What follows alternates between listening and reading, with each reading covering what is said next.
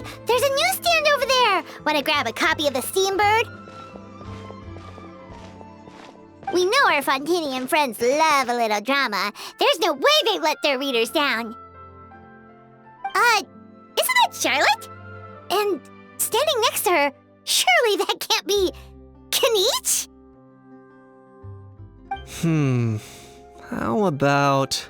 Lost treasure resurfaces at last. Behold the beauty of the Remurian teacup.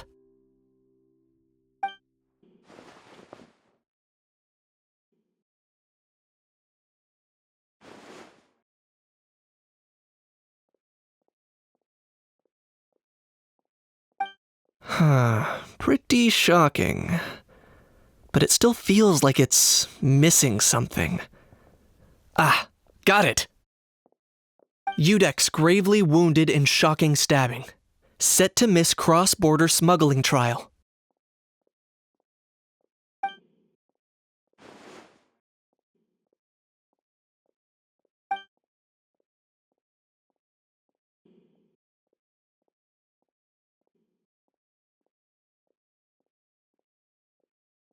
Huh? What? Did Paimon hear that right? Nevelet was stabbed and gravely wounded? No, surely that can't be right. Can it?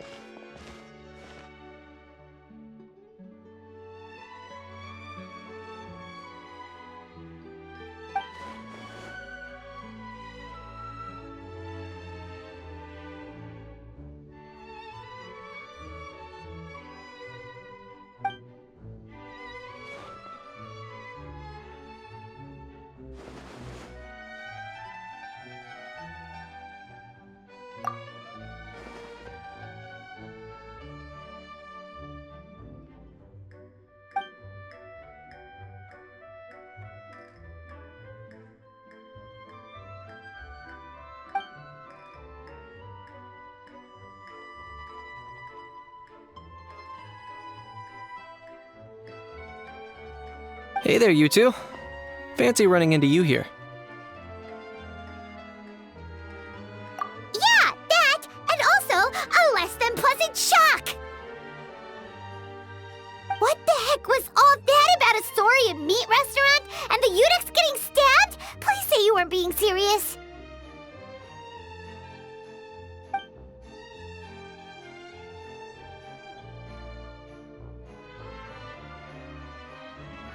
Trading tabloid headlines? Yeah.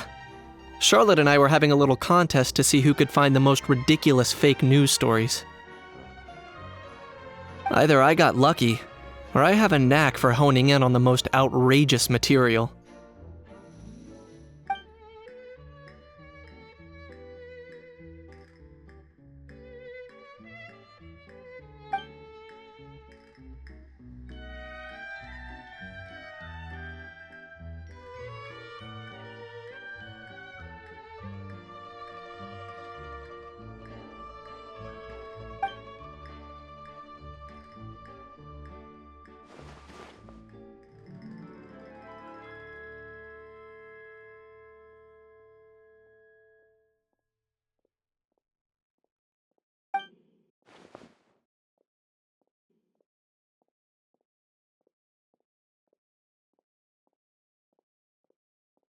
If I had to quantify it, I'd say about 1% of what they write is the truth.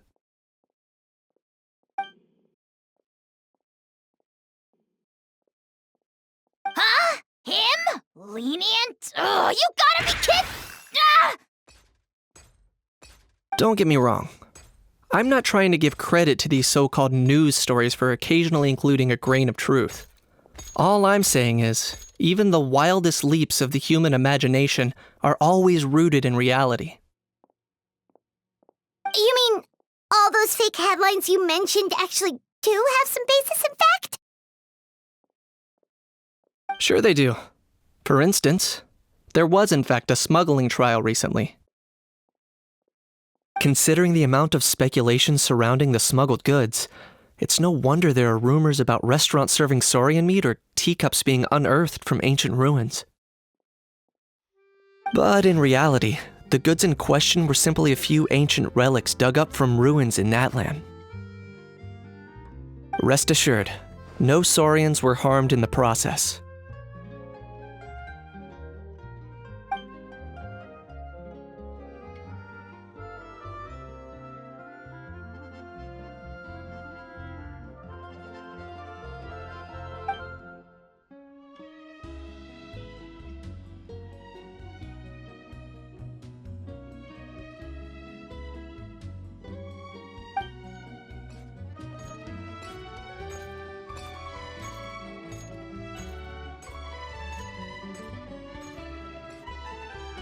Oh, okay!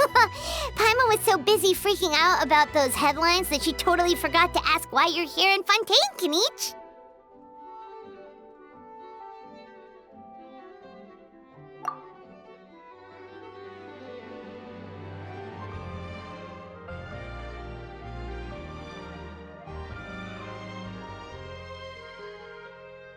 It was a pretty open and shut case, and my testimony in court was clear enough. But I'm guessing, Mademoiselle Charlotte, that you're less interested in the case than you are in trying to uncover some news stories about Natlan.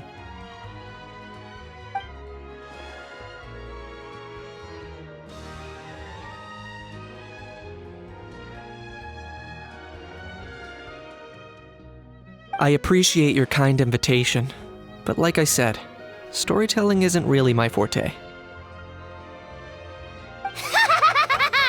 Kinich the speechless! Kinich the tongue-tied!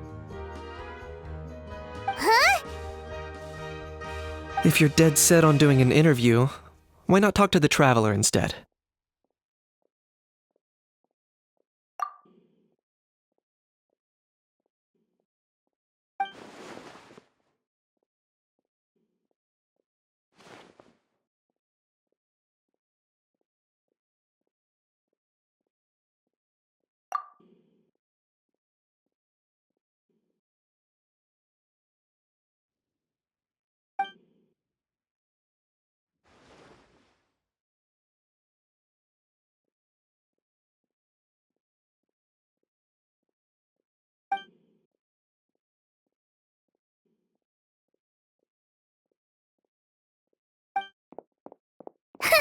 Charlotte never stops, does she?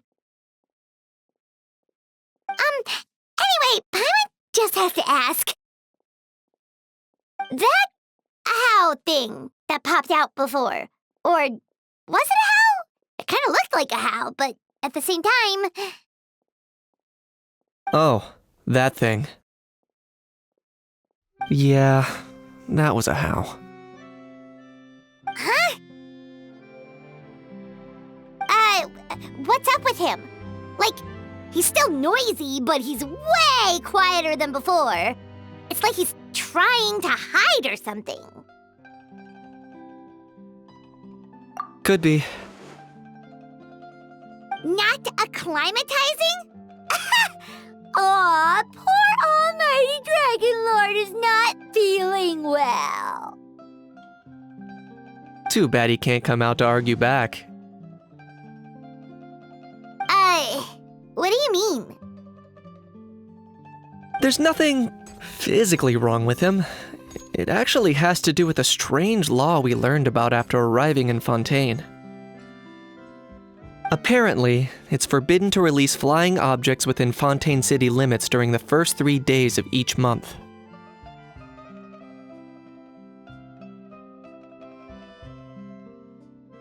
Paimon sure does!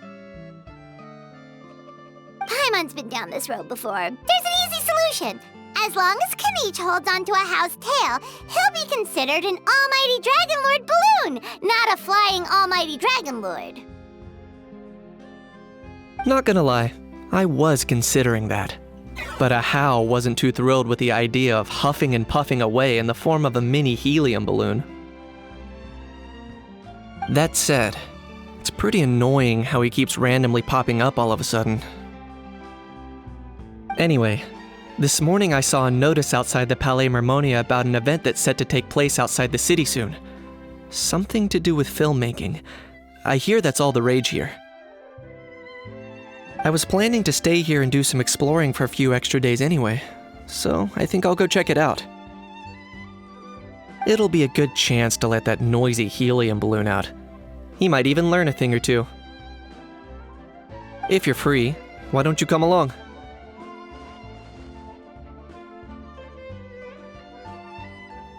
I know where it is, so let me lead the way.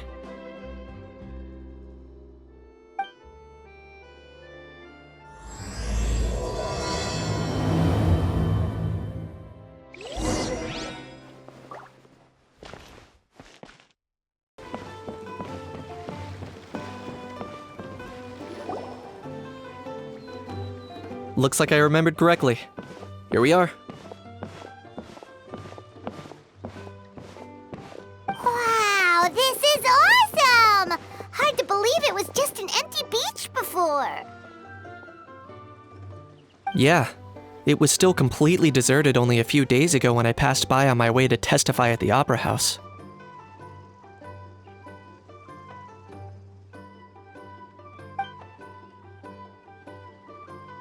There must be some efficient workers in Fontaine. Quite impressive. A few days? One night was all it took. Rap-a-tap-tap, ta-da! But is this all it takes to blow people away?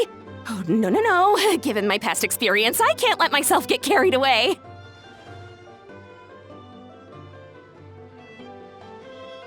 Well, I can't believe you actually remember me. It's me, Lepine Pauline. That's right, the unlucky one.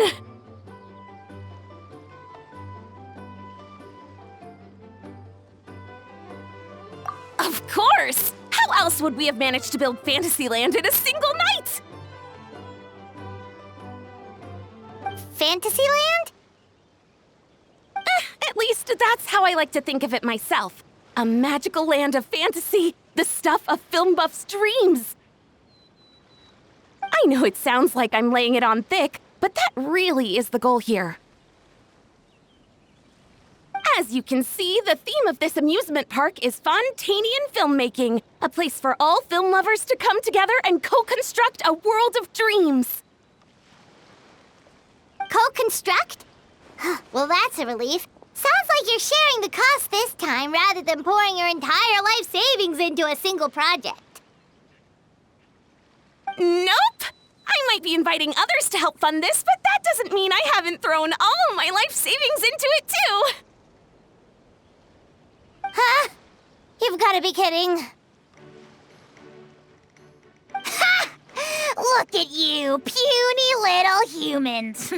Recklessly betting your entire future against some stupid vanity project. If you're expecting even an ounce of sympathy from the almighty Dragon Lord, dream on!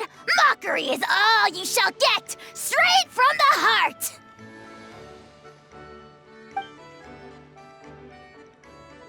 Sorry, just ignore that little gizmoid.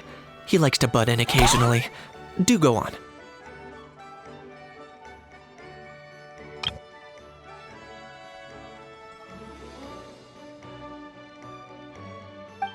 Gizmoid? Who you calling Gizmoid? You're the Gizmoid! Wow!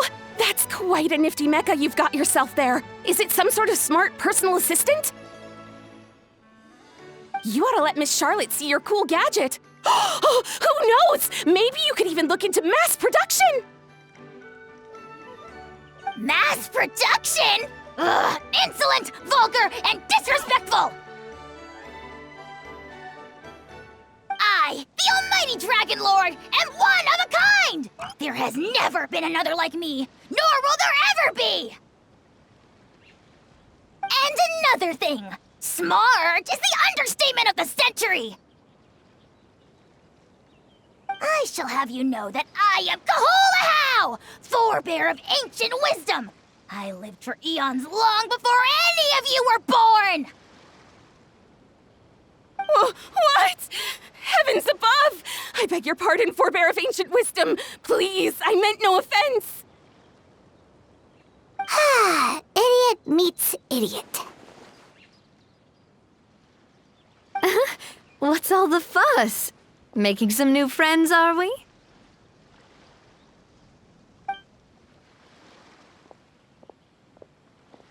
Miss Navia! Allow me to introduce the star behind all the work that's gone into this venue. Miss Navia, President of Fontaine Spina di Rosula.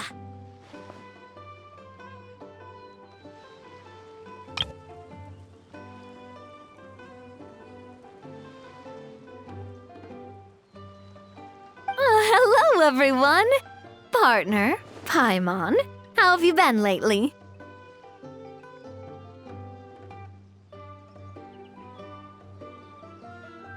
Hello there. I'm Kinich. What about me? What about me? My useless servant can't even give me a proper introduction. You think someone yelling their name out in the middle of a public street really needs an introduction? He's not wrong. I caught yours just now, in fact. So, you must be the almighty Dragon Lord, Mr. Ahau. It's a pleasure to meet you.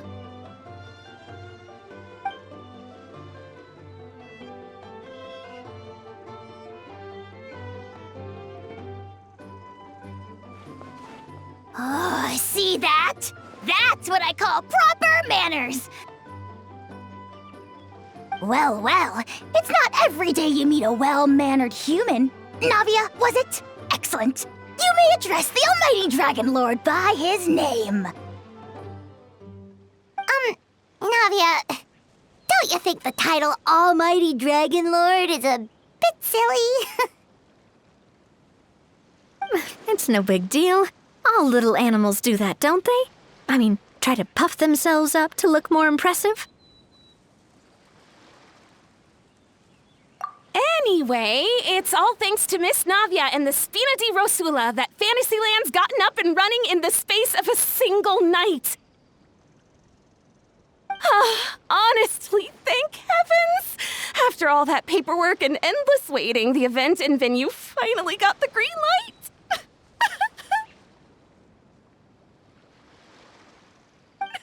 I couldn't wait a moment longer. The second the approval came through, I reached out to President Navia, hoping she could lend a hand. After all, who else but the Spina di Rosula would indulge such impulsive demands?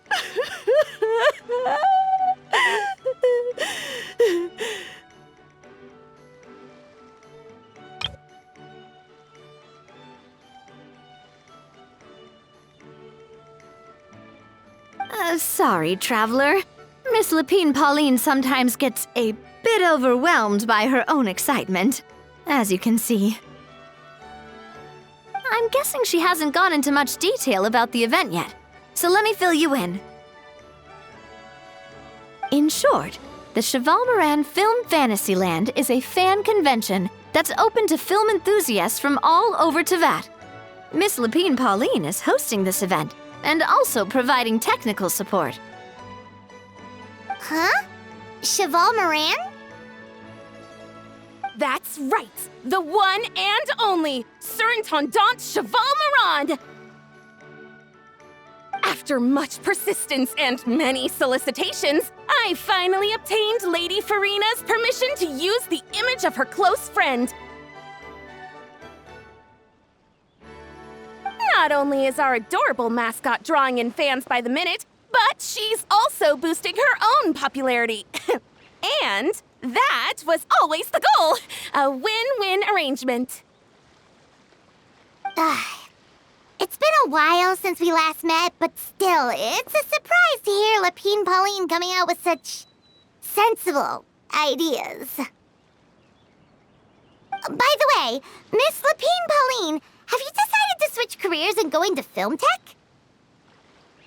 Not exactly. By chance, one of the prototype lenses I developed caught a photographer's eye, and it's now being used for the latest cinematic productions.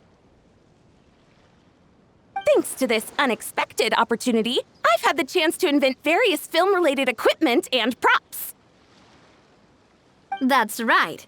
So don't underestimate Miss Lapine Pauline, our resident engineer. She's the technical powerhouse at the core of this entire event. As for the Spina di Rosula, we're mainly here to take care of planning, operations, and management. For anyone feeling inspired to set up a booth, Miss Lapine Pauline and I will provide the necessary technical and operational support once their application has been approved. By the way, traveler, are you at all interested in taking part? It would be a chance for you to earn some extra income. Plus, with your skills, I'm sure you could bring something special to the table. Paimon would be even more tempted if you were to, say, throw in one of those fancy feasts she's seen in those gourmet food reels. Well, as it happens, that'll be a piece of cake. Everyone needs to eat, whether they be tourists or the stall owners themselves. So thanks to Miss Navia's help, we've managed to invite none other than the celebrity chef, Miss Escoffier, to run our theme restaurant. Look over there!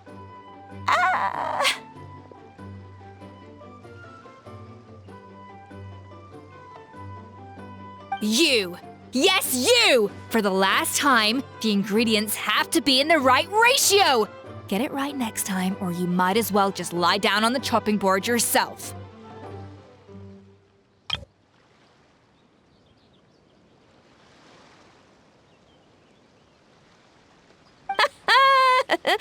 She seems a bit busy right now. Well, I'm sold. I think I'll make a How go be her assistant. You little... What's your game here?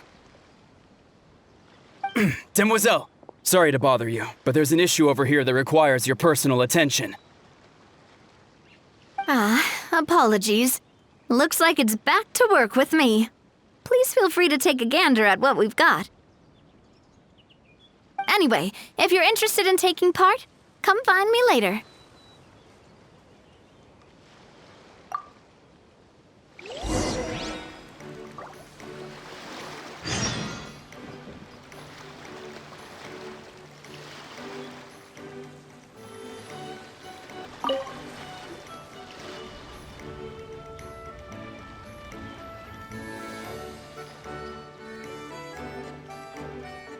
Traveler, it's you! Ready to join the Cheval Moran Film Fantasyland crew?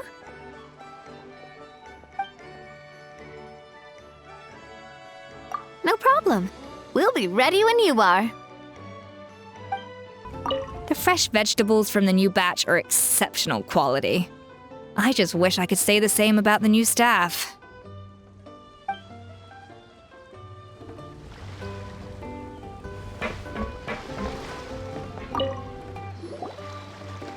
Greetings. Apologies if you overheard my harsh words just now, but I assure you it is entirely necessary.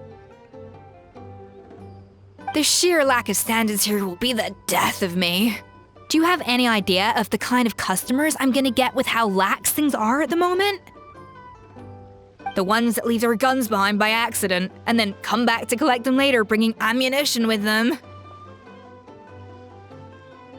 Yeah, that's the kind of customer you wouldn't forget in a hurry. Oh.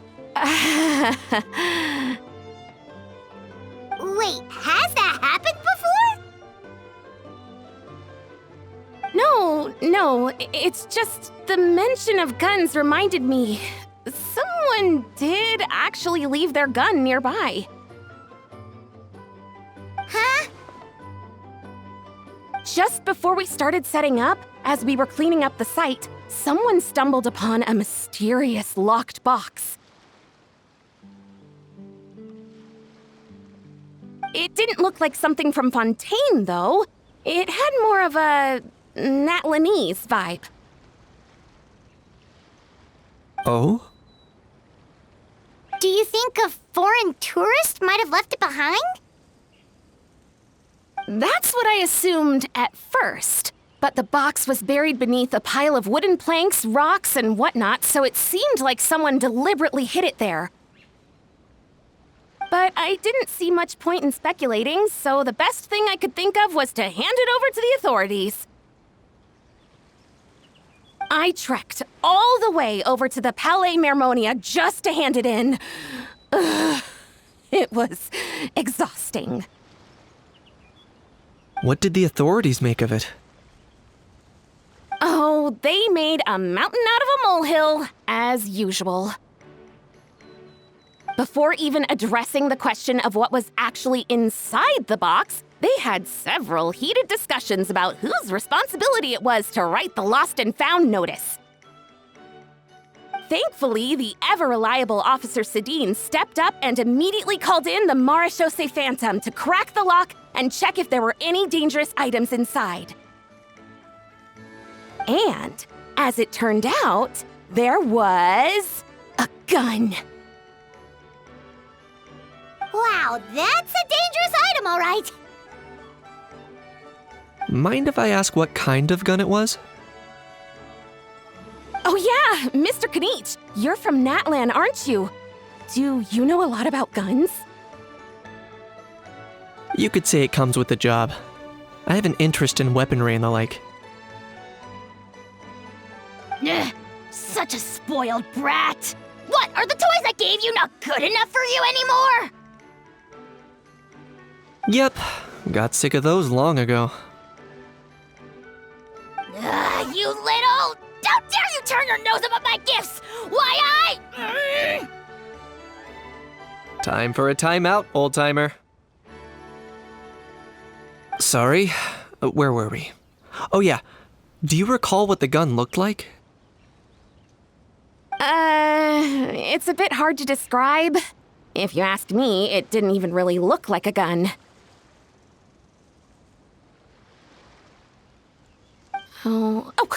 Give me a second. I'll knock out a quick sketch.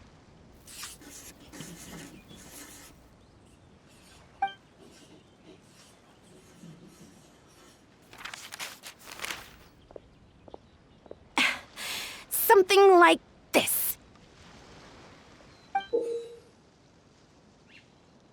Whoa, it's so neat and precise.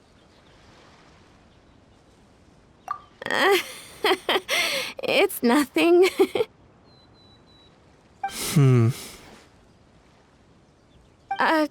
Sorry. Is something wrong with my drawing? I know it doesn't really look like a gun, but I assure you, this is exactly what it looked like. And it certainly could shoot as well, too. I confirmed that with the officer from the Marechaussee Phantom. No, quite the opposite. The features are very accurate, and it is definitely from Natlan. Please, don't mind me. I'm just taking a moment to admire it.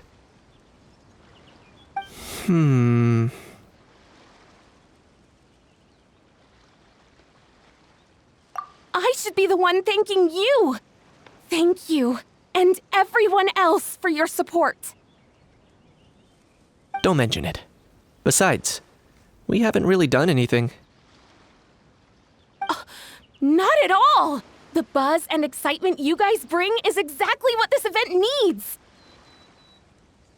Oh dear, I'm starting to feel a bit guilty watching everyone else toil away. Guess it's about time I got back to work too. But just before I go, one last thing. Traveler, it's wonderful to see you. Here's to a successful collaboration!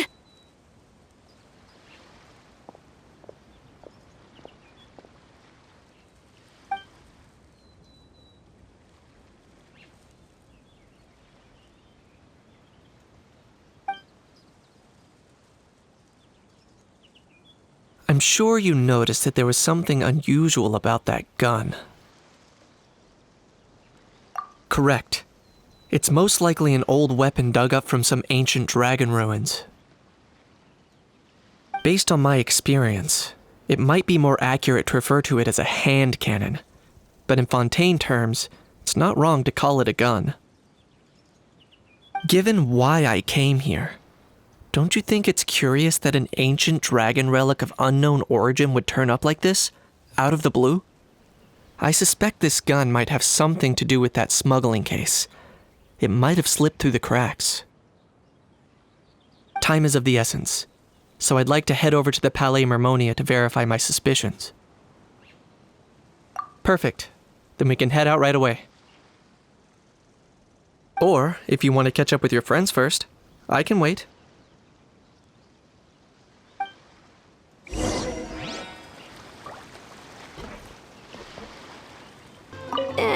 We've gone over budget in quite a few areas. But, whatever. The results are what count. Welcome to Palais Mermonia. Oh, man. Bro! Are you mimicking me?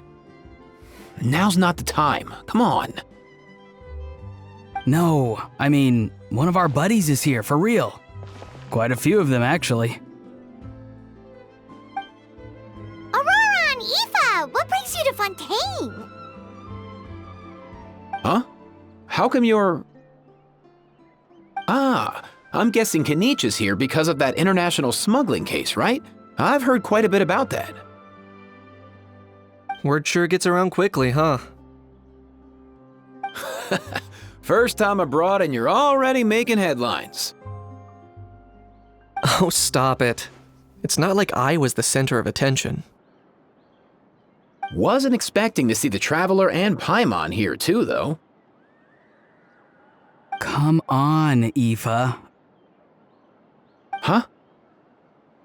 A traveler, by definition, is someone who travels around. Fair point. Anyway, back on topic. Wait a second. I lost my train of thought. What were we talking about again? Why, you're all here, of course. For vegetables. Cuckoo. Huh? I'll go first. It's for the Chevrolamine Film Fantasyland. Wait, is that right? It's Cheval Moran. Ah, right. I keep stumbling over that one. Guess I owe Cheval Moran an apology, even if she's not here. Anyway, long story short, the festival restaurant urgently needed fresh vegetables from Natlan, which is why Aoife and I are here. So, you guys are vegetable couriers? He is. I'm just here as a responsible adult. It's his first time traveling so far away from home, and all the elders in his tribe were worried. So they had me come along. Even though it's your first time too. Right, but they still picked me to accompany you. You gotta wonder why that might be.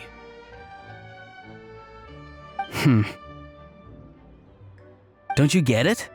They all just saw how overworked you were, so they used it as an excuse to send you off on a vacation. Wait, what? So I'm getting the grandson treatment now too? See?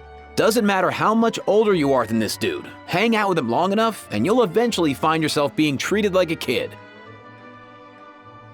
Meaning everyone looks after you. What's so bad about that? In theory, nothing at all. In that case, guess I better start over. Hi guys, my name's Aoife, and I just turned 5. Paimon's not sure who the responsible adult is anymore. So, what about Kakuku? If he was here, we'd be making more of a ruckus than we already are. That's exactly what's got me worried. Aoife, there's nothing to worry about. You're a big boy. You can handle yourself now even without Kakuku. You think that's what I'm worried about? Anyway, my priority right now is Kakuku. Suffice it to say, Kakuku's in big doo-doo. How so? He's so small, and all he knows are a few harmless phrases. What kind of trouble could he even get himself into? Let me guess. Did he get caught out by the law on flying objects? Bro, you too? Not me. How? Oh, that pesky little chatterbox. So that's why he hasn't interrupted us this whole time. Guess he's too scared to show his face. That, plus he's already spouted enough nonsense for one day. So I've put him on mute until tomorrow. Nice one. If I was even half as decisive as you are, I would have kept a closer hold on Kakuku so he didn't get a chance to go flying off. Oh no, bro. Or rather, did Kakuku get caught by the guards for flying around? If they had managed that, we'd at least be able to track him down. But when the guards started chasing him, Kakuku flew into that building next door. I wouldn't be surprised if there was a high-stakes pursuit going down in there as we speak. Just like one of those cool crime movies. Which building?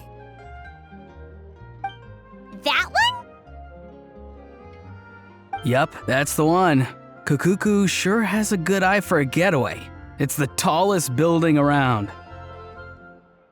I may be able to fly up pretty high, but checking every last window would still take quite a while. As for Aoife, well, let's just say he's not flying anywhere without a Saurian. Sorry about that. Not like it's my fault, though. You don't have to apologize on my behalf. Wait a sec. What's this got to do with how high you can fly? Kakuku's got himself into a real mess here, like a panicked animal running straight into a trap. It's pretty worrying. I'm starting to picture him flapping through a barrage of gunfire while important documents are flying about, left, right, and center. Heck yeah! If anyone can pull it off, it's Kakuku. He's always been such an awesome Saurus. I believe in him.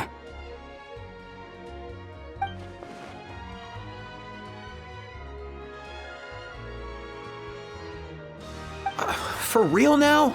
Do you even hear yourself, bro? Of course I'm for real. I'd never make light of something like that.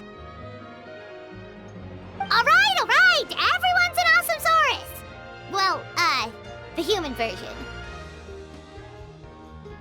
But our priority right now should be to go in there and check up on Kakuku.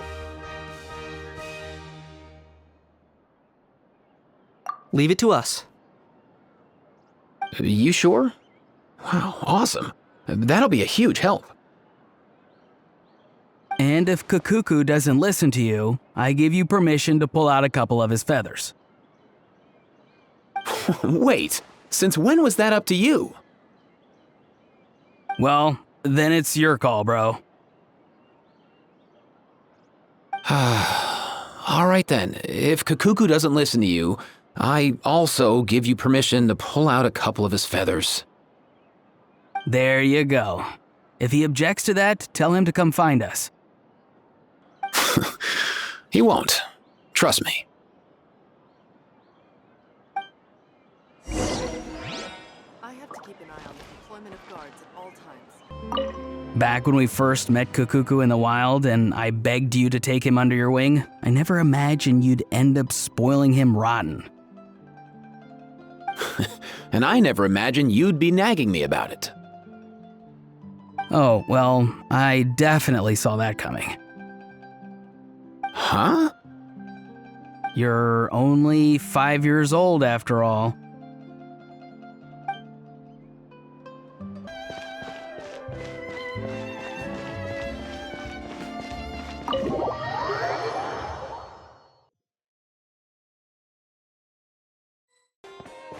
Nothing new there. The first few days of every month are always noisy. What's all that commotion? Are they arguing in there? If you're lucky enough to make it in.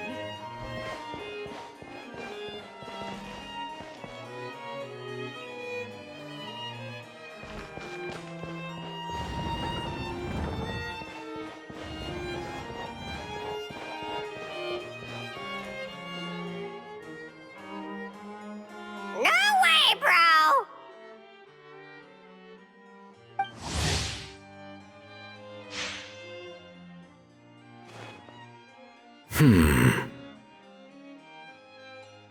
Did he say he came from Natlan? No. Get out of here! I can understand his words, just not what they mean. Oh no.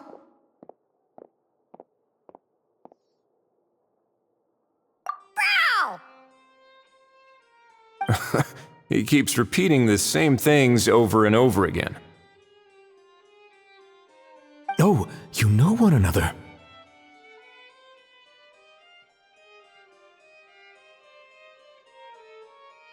He's a friend! Yeah! A Saurian friend of a human friend! Great. Well, that was easy. Looks like we've tracked down the owner. Guess that's one less lost and found notice for you to write, Monsieur Neuvillette. For real?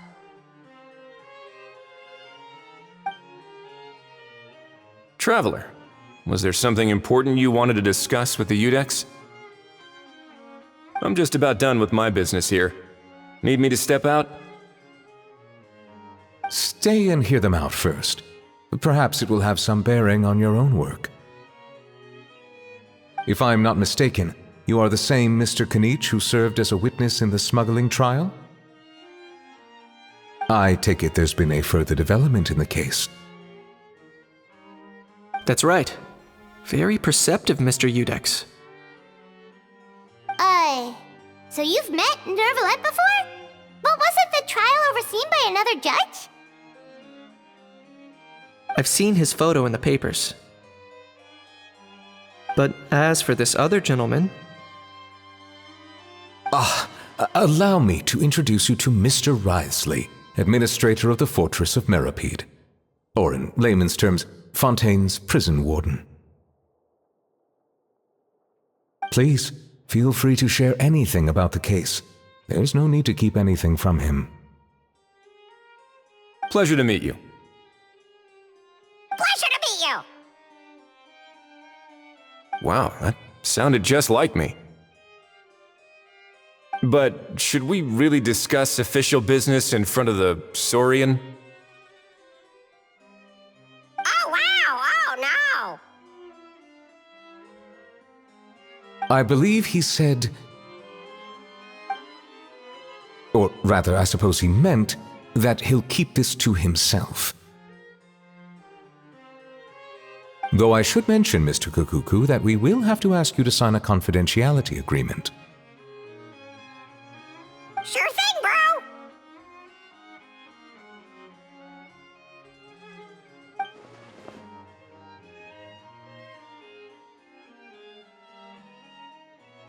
Let us return to the matter at hand. Mr. Kinich, was there something else you wanted to discuss relating to the case? Yes. Let me fill you in.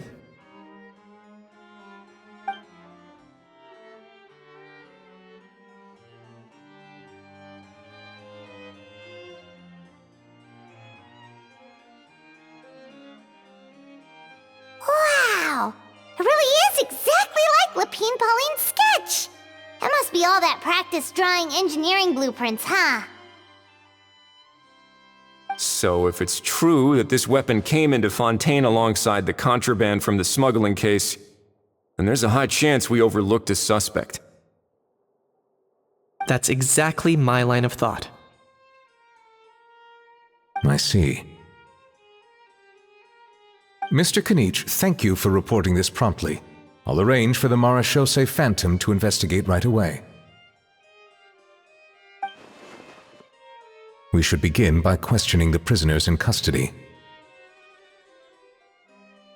Wriothesley. I'll sign off on the interrogation request. Don't you worry. That would be much appreciated. It's lucky that the Palais Mermonia wasn't scheduled to release any public bulletins today, and that this Guns Lost and Found notice hasn't been written up yet. In other words, the news hasn't leaked. I'll be staying in Fontaine for the time being. If there's any progress in the investigation or you need my help, feel free to reach out anytime. Yep, we were just about to go help out with Lapine Pauline's convention. If there's any news, we'll keep you all posted. Marvelous. Thank you all. Well then, all that's left is to...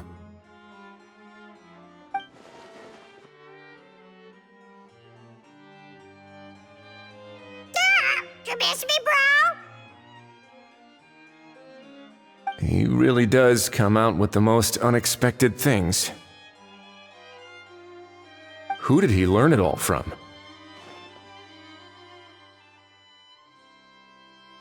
Huh. Well, it's pretty extraordinary.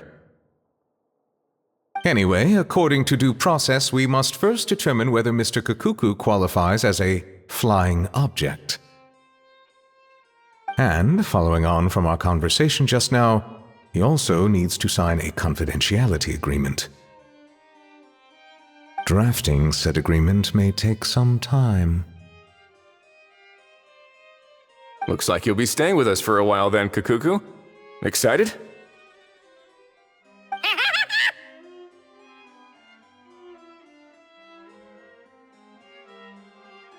That would save us a lot of trouble. Many thanks. All right then, we'd better get going. No need to see us off.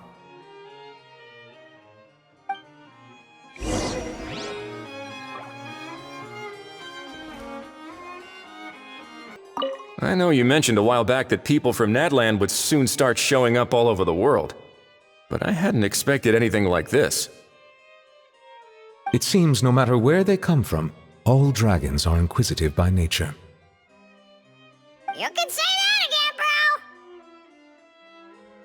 The same might well be said for humankind.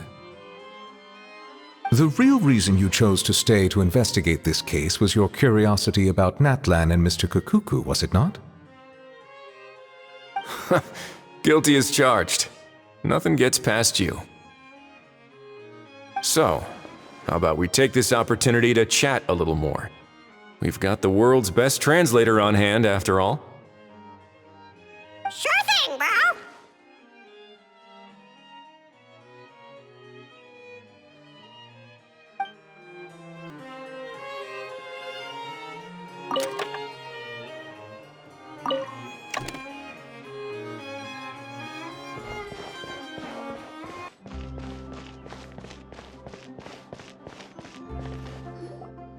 Ororon! Aoife! We found Kakuku!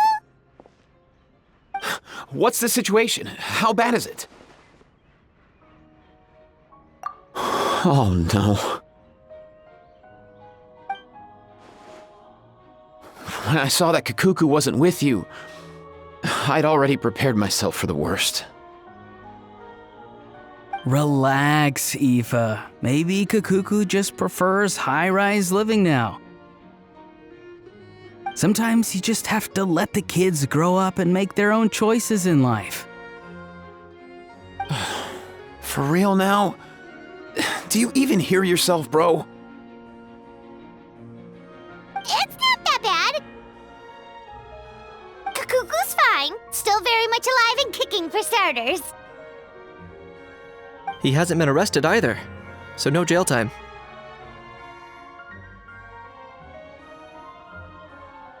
See? You're not exactly reassuring me here. As for the bad news, well, it's really not that bad. Kukuku accidentally overheard some top secret stuff, so he has to stay at the Palais Mermonia for a while to sign a confidentiality agreement. But there's no need to worry. The person in charge of looking after Kukuku is super nice, so he'll be absolutely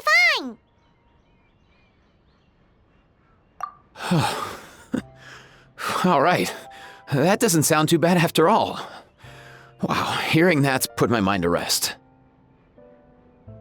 But based on my understanding of how things work here, the ban on flying objects should be over by the time Kukuku actually gets out. What a shame. Oh well, I guess we'll just have to go have some fun without him.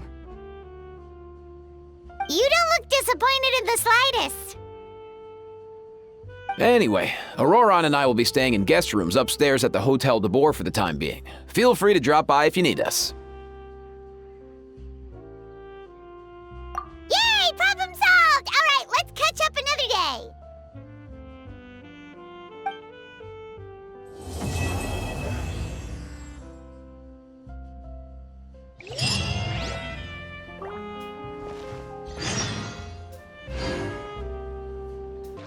I've realized we're in a bit of a tricky situation here. What do you mean? If we go out, we won't have time to watch that film we rented. But if we stay in and watch the film, we won't have time to go out. Oh, you realized it too? Yeah, well, pretty smart for a 5-year-old. It's all your fault! All your fault! Your fault, your fault, your fault! Stop yelling and get to the point. If you hadn't kept me locked away, I could have asked that judge to step in for me! He'd have backed me up for sure, and then we'd have kicked your sorry little butt! For real now? Did you even hear yourself? You'd better focus on outsmarting Kukuku first.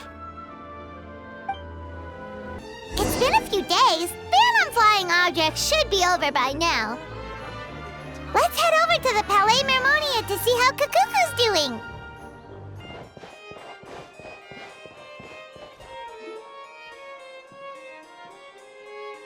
Hey everyone, we're here!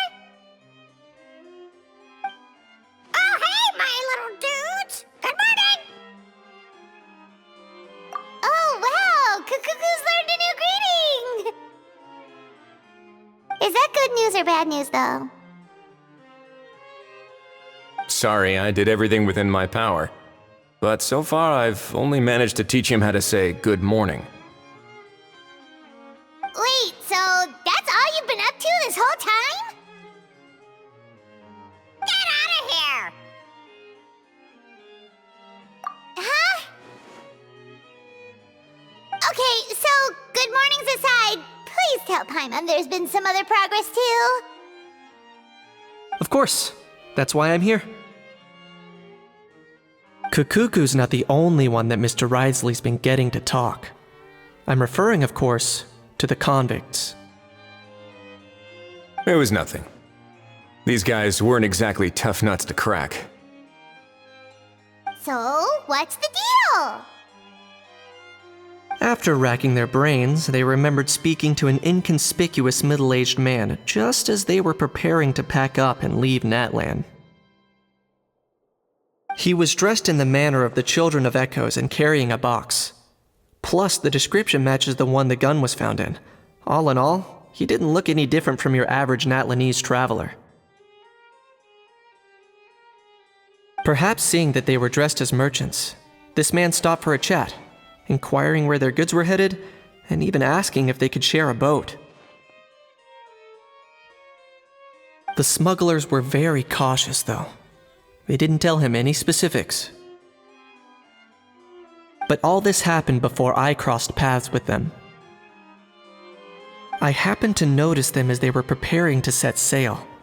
I thought they looked shady, so I snuck aboard, and ended up being carried along all the way to Fontaine.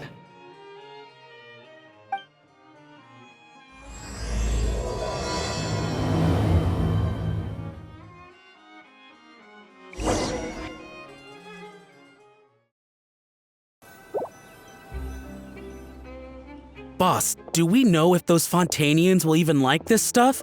What if we can't shift it? And that's why we call you a rookie. It's all supply and demand, kid. Supply and demand. Natlan's foreign trade is just starting to lift off. There'll be a market for it, you'll see. That's right. So stop giving the boss trouble, rookie. Just do your job and keep an eye on the goods. Are they merchants? Have they come to Fontaine to do business? Scarred face. Calloused hands. On closer inspection, the fabric looks worn at the knees and elbows, and his fingernails are dirty. Not exactly your typical merchant. Could he have previously been a warrior, or even an adventurer? Something feels off. I'd better sneak up and get a closer look.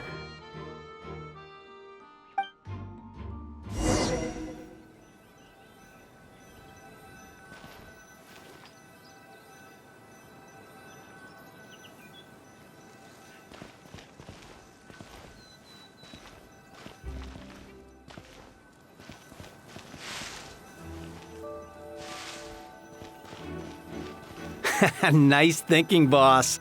This tourist tub's been fast going and smooth sailing. Plus, no one's been asking us what we're up to. That goes without saying. Big cargo ship would have been too slow, whereas the smaller ones would have been faster but way too bumpy. If we ended up damaging the goods by accident, all these months spent grafting away would have gone up in smoke. Seriously? But there's hardly anything here. Would it really have taken them months to prepare? And why would they need to transport it with such care? Could they be secretly smuggling precious items out of Natlan? I'll need to find a way to get to the bottom of this.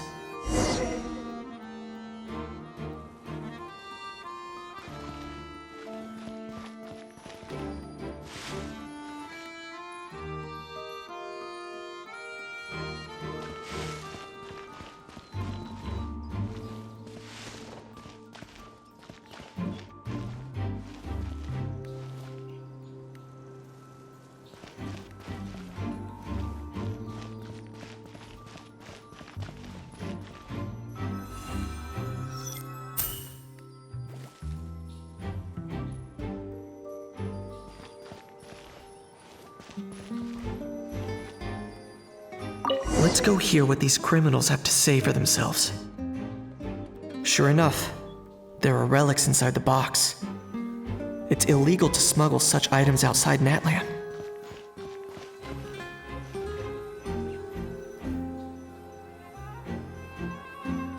Hey, why the long face?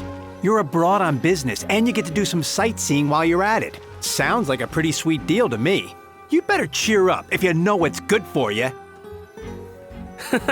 I guess you're right. I was just worried I might have messed up with the packing, or that something's gonna go wrong along the way. Oh, pull yourself together. Tons of foreign tourists come traveling to Fontaine. I bet their luggage is full of all kinds of weird stuff. If someone insists on checking it all, just show them the purchase order we had drawn up. Those Fontainians can't get enough of their legalese, so I've heard. They can look all they want. Aha. So their aim is to smuggle in contraband after all. Looks like I've gathered enough intel about the smugglers and their contraband. Time to inform port security.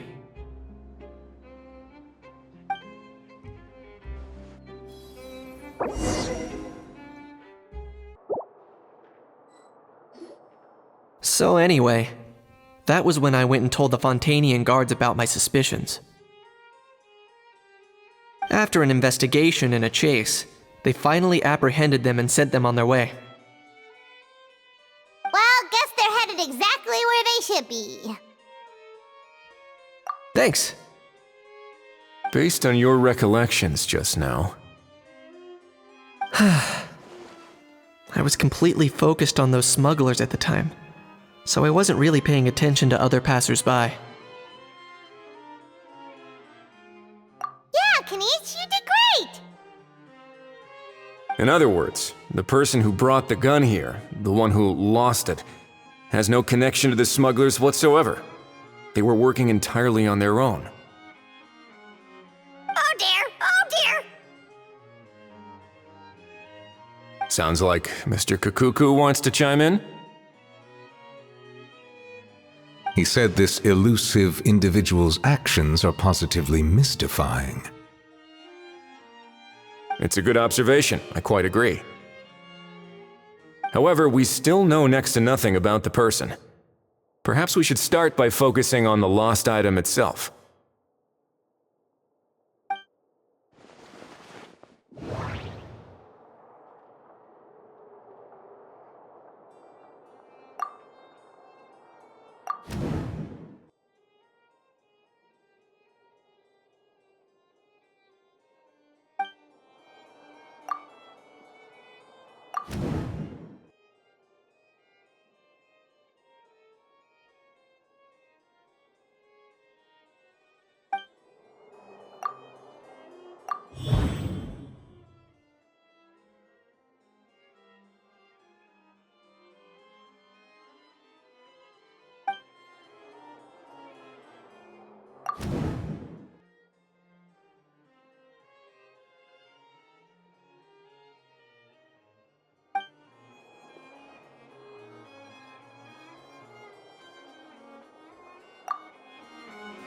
It certainly seems like it was the bait in some kind of trap.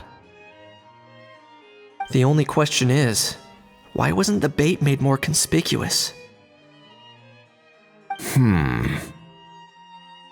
Has something sprung to mind? I just remembered a film I watched this one time. Huh? Oh wow, no way, bro! Hold on, let me explain. Just now, the traveler speculated that this box might have been placed there on purpose, as if the intention was for someone to come pick it up. That got me thinking about those films about kidnapping cases. When they demand their ransom, the kidnappers tell the victim's family to leave money or valuables at a designated spot for someone to come pick up. That doesn't merely happen in films. There have been similar cases in real life. In fact, if anything, it's probably the real-life events that inspired the films. Sounds plausible. Ooh. Wait. This raises the stakes to a whole new level. If the gun really was some kind of ransom, then since we took the box, the kidnappers never got their payment, so does that mean they executed the hostage? I agree. I don't believe we have a kidnapping on our hands. Selling off stolen goods is extra work that most kidnappers would want to avoid. Unless they're after something very specific, they tend to just ask for cash. Could we be dealing with a kidnapper who's dead set on getting their hands on an ancient dragon handgun? It's not impossible, but the likelihood is very slim. We can discount that possibility for now. And speaking of selling stolen goods, don't you think this looks more like a transaction?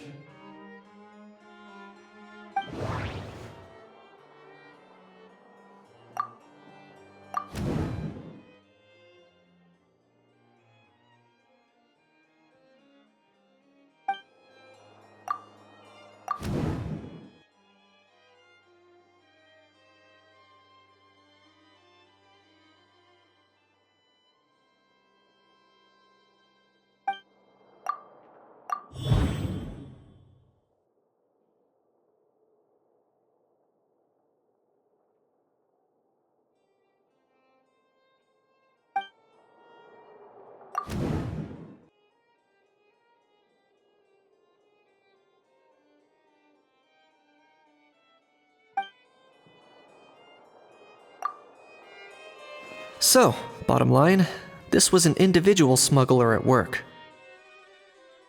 Exactly. And it was the location itself that caused the deal to fall through. The last thing they would have expected was for a quiet beach to turn into a bustling film convention overnight. Not only is the area now packed with tourists, but the Spina di Rasula have a presence there. I'll bet that both parties were completely caught off guard. That sounds like a plausible theory, but how do we verify it? Looks like your people better start rolling up their sleeves. How so? Easy. Just follow the usual procedure by putting up a lost and found notice. The more routine we make it seem, the more likely the suspect will come forward to claim it. Even if they send a proxy, we're liable to get our hands on new leads. And timing-wise, it's about time we updated the bulletin board anyway. All we need now is a lucky gestionnaire to write up the notice for us post-haste. Ah, so that's what you meant by rolling up their sleeves. In that case, I may as well write it myself.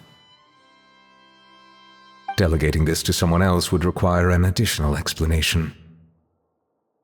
Huh. Or are you just not used to asking others to work overtime? Is that really a major concern here? Well, looks like I won't be needed around here. At least until the notice has been posted. You could always wait here if you like. The Palais Mermonia serves a particularly fine cup of tea if that swings it for you. Thanks, but no thanks. I left a very noisy creature with a friend before heading out, so I should probably get back to feed it. Ah, I wasn't aware that you had a pet, Mr. Kinich. Speaking of pets...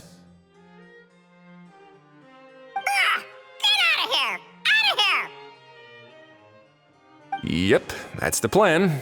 Outta here indeed. I believe that what Wriothesley is trying to say is, you are free to leave, Mr. Kukuku.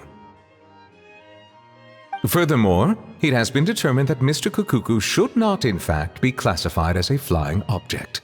As such, he shall be free to move around Fontaine whenever he so pleases. You're the best, bro! Oh, that really is good news! Travelers, should we bring Kukuku back to Aoife and Ororon? I shall leave him in your capable hands. Indeed.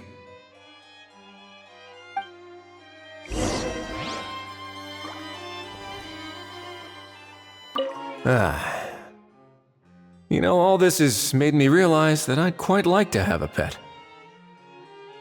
If that proves inconvenient within the fortress of Meropide, perhaps you should consider finding a place in the Court of Fontaine. That actually sounds like a good idea. In the past, I always dismissed the idea of buying a property in the city. The prophecy about the floods meant it never seemed like a worthwhile investment. But now... This might be a good time for you to re-examine the documents I gave you regarding your title as Duke. Huh? Citizens with honorary titles are eligible for certain benefits when purchasing property in the Court of Fontaine. Really? How about this? You read through your documents from start to finish, while I write up the lost and found notice.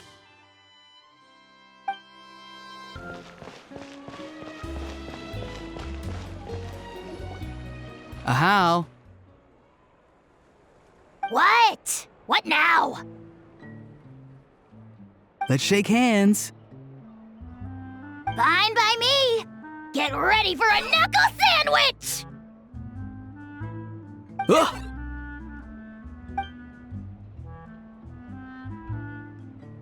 Oh, nice dodge.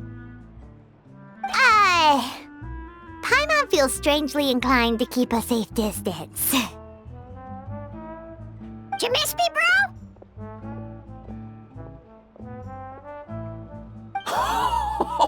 Cuckoo, you're free! not you again. Nope, didn't miss you in the slightest. Hey, Gramps. And hey, Paimon and Kinich. It's good to see you all. Thanks for bringing Kukuku back. Get it away! Get it away from me! Nice to meet you, bro. Who are you calling bro? Say that again to my face! I dare you. If you've got the energy to argue this much, you're clearly not hungry yet. Let's go find something to eat while a How lives his best life.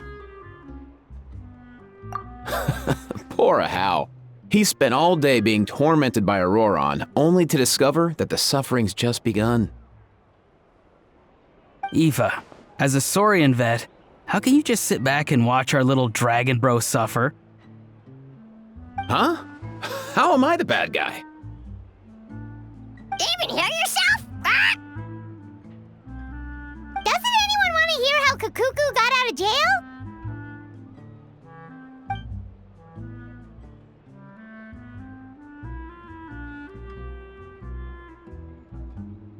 Don't lose hope, How.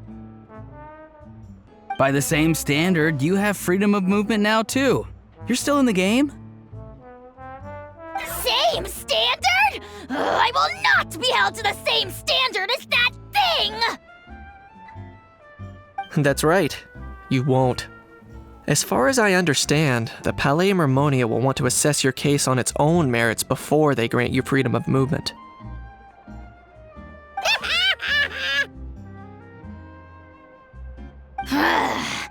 Where's that Saurian meat restaurant again? I'm gonna march that little pink balloon right into the kitchen! Yeah, good luck with that, bro. You'll be putting your own neck on the line, too. Also, there's no such restaurant! Anyway, thanks for looking after a How, guys. I'll take over from here. Why you? Between the two, Kukuku wins the cuteness competition hands down. Ah, really? Thanks! Wait, who are the other contestants, though?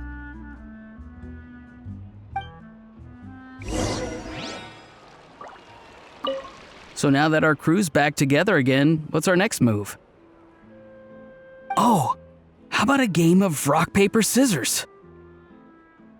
No chance. If I lose, we'll end up stuck in the room watching films all over again. Nope. This time, we'll only watch a film if I lose instead.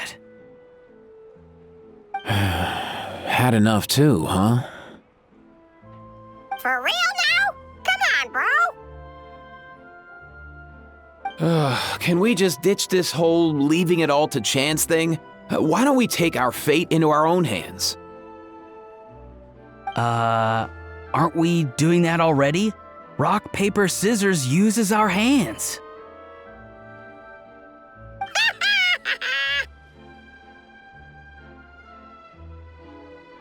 Don't know why you're laughing. You're stuck with paper every time. The lost and found notice is up! Maybe we should go hang around the Palais Mermonia to see if anyone shows up to claim it.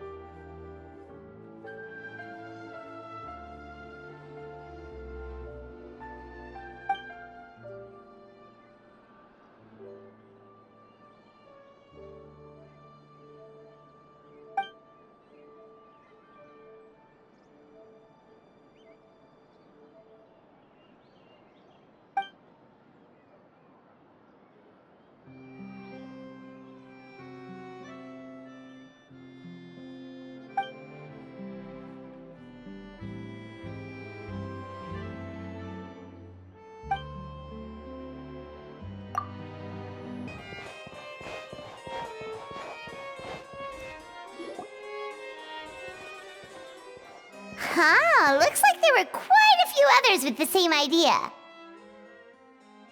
Ah, hello, you two. Have there been any developments? Okay, guess not. Well, the notice was only just posted. Guess it's pretty unlikely that someone would show up right at... Special Patrol, open up! Ah! Who's there? What's going on? The Special Patrol? I don't think that's who this is.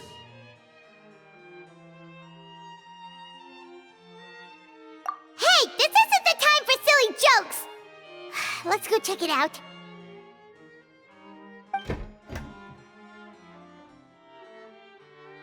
Good day, all. Gramps, grannies, aunts, and uncles.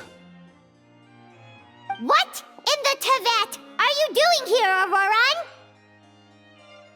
Oh, he must be the one you mentioned. Kukuku's owner? One of his owners. Kind of. But, bro, what are you doing here? I'm here to claim a lost item. Is this the person you saw on the boat, Mr. Kinich? Somehow I highly doubt that. For starters, he just addressed us as Gramps and Grannies. And unless this is the youngest looking middle-aged man in the world, I don't think he's our guy. Huh. Was there something wrong with my door-knocking etiquette? That's how they do it in all the films. That's not door-knocking etiquette. That's the Special Security and Surveillance Patrol doing their job! Completely different things! Oh, I see. I figured it was just a polite way of requesting entry, to show the people inside you had something important to discuss. Oh, sorry about that. I totally goofed that one up. Give me a moment. I'll go back out and try again. So, Ororon, you said you were here to claim a lost item. What did you lose? Yeah, so basically...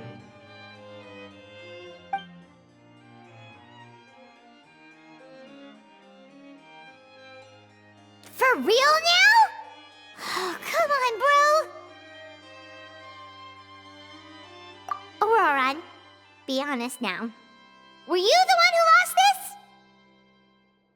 No, it belongs to a friend. So it belongs to Aoife? Of course not. Aoife has his own gun.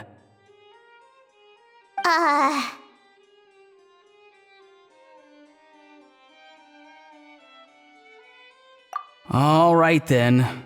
I knew this wouldn't go well. So here's what went down. This morning, Aoife and I were playing rock, paper, scissors. Before long, he'd lost, as he usually does.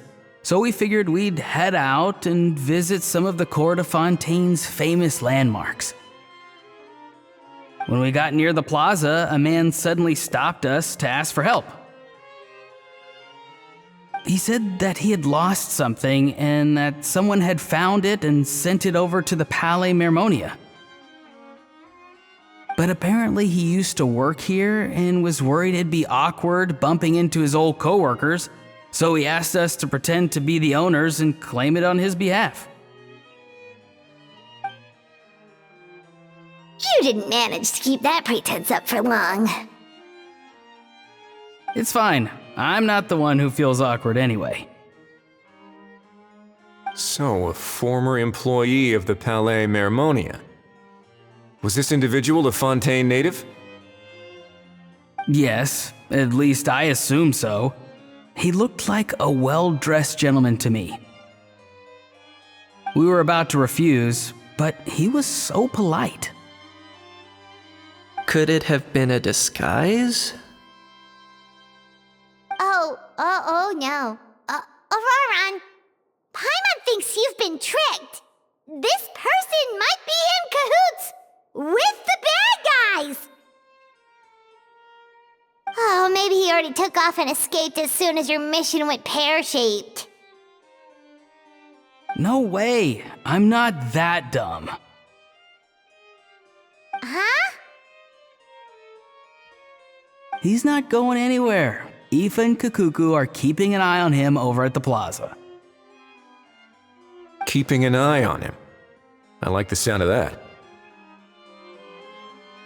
that case, let's hurry over to where Aoife is!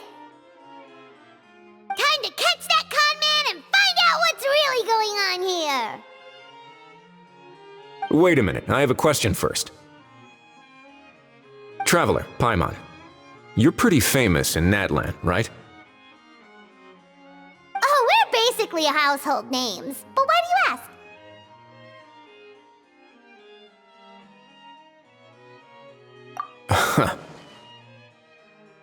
Would that be a problem? Remember when I said that the seller might be watching in secret? If so, then picking Ororon to do their dirty work was a careless mistake on their part. It suggests that the person who got Ororon to claim the item might not be fully in the know themselves.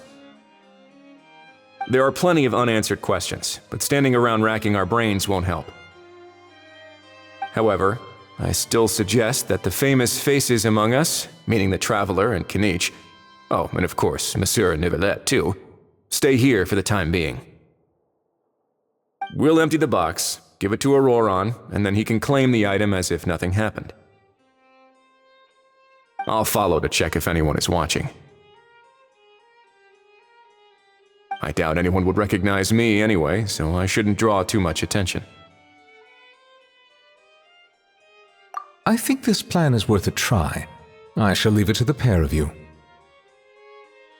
So, I have to go undercover again, right? Well, not exactly undercover.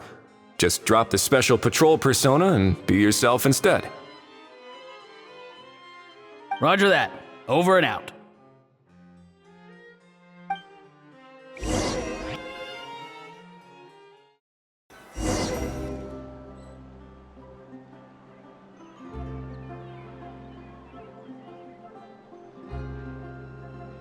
No sign of any suspicious individuals around here. Ororon has entered the elevator as planned. I'll head over to the plaza now. Welcome to Palais Mermonia.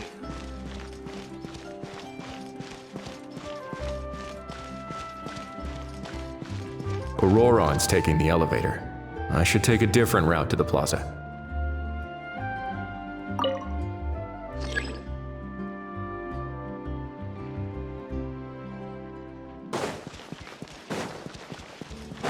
This isn't the way that Ororon said. Am I getting too old to remember directions?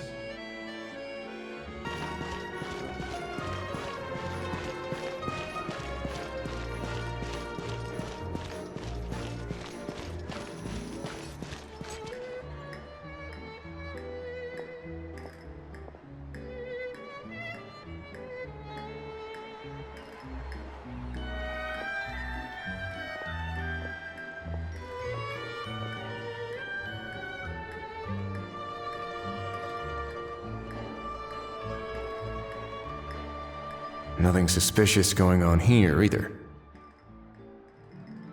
Strange. Maybe we're overthinking this?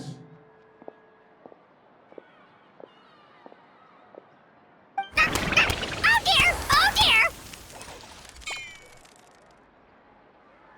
Stop with the pecking! Stop with the pecking!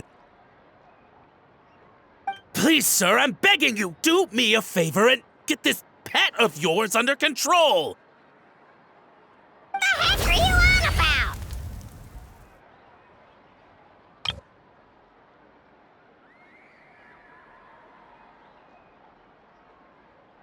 about? Sorry, but he's not my pet. He's my coworker.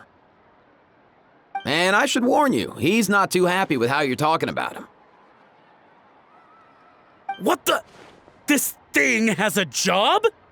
So in that land, they just dish out jobs to any old thing. Uh-oh. Kukuku's not too big on being called a thing either. You're on your own now. I'm sorry. Please, Mr. Kukuku. Master Kukuku. Lord Kukuku. I meant no offense, I promise. All right, Kukuku. That'll do for now. Let me ask him some questions first. Sure thing, bro. Ororon actually looks pretty serious this time. Was he just pretending to be clueless earlier? Interesting. Think I'll sit back and see how this plays out. You actually got it? Wow, didn't think it would be that easy. Ah, excellent. Looks like sending you was the right approach after all. After all?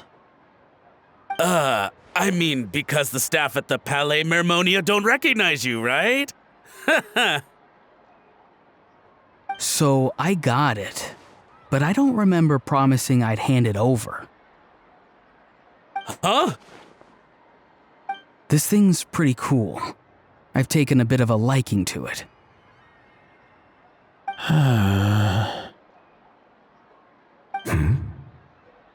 Please don't do this, my good sir, my master, my lord. My very life hangs in the balance. His life hangs in the balance? If this means so much to you, what are you gonna offer me in return? Are you trying to get him to say my life? How'd you know that? Because I watched that film with you. You should drop the act. We don't want a real misunderstanding in our hands. You're probably right. But honestly, I don't know what else to say. Sorry, this is the most myself I can be. Is that enough? Enough. More than enough. Who's this dude? Just think of me as a staff member from the Palais Mermonia. Now, if you don't mind, I have some questions for this gentleman about that life or death treasure you were just discussing. Truthful answers appreciated, of course. Oh no, I'm toast now. What's that supposed to mean? You don't think the Palais Mermonia has the ability to protect our citizens? No, I mean, yes, of course they do. Please ask away.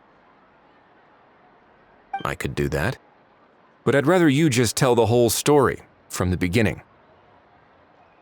I suppose I only have myself to blame. Such a rare antique, I couldn't resist. I'm a collector of antiques.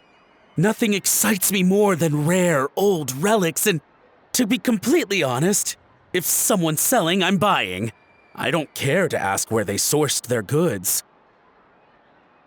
As for the seller of this particular item, well, I've never met him in person. We've had some prior dealings, but always under the cover of coded ads in some shady tabloids. Lost and found notices, missing person ads, that sort of thing. As long as I took care to hide a time and place somewhere within the text, then slipped some mora into the envelope before submitting the ad, it would get published. And that was that. No fuss, no trace. Simple, right? Normally, everything goes off without a hitch.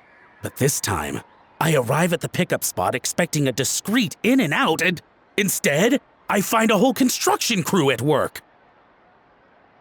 That was not what we'd agreed, but I couldn't just let it go, so I reached out to him again the same way as usual. He replied, and do you know what he said? He told me that the item's now in the Palais Mermonia. Well, he wasn't lying about that.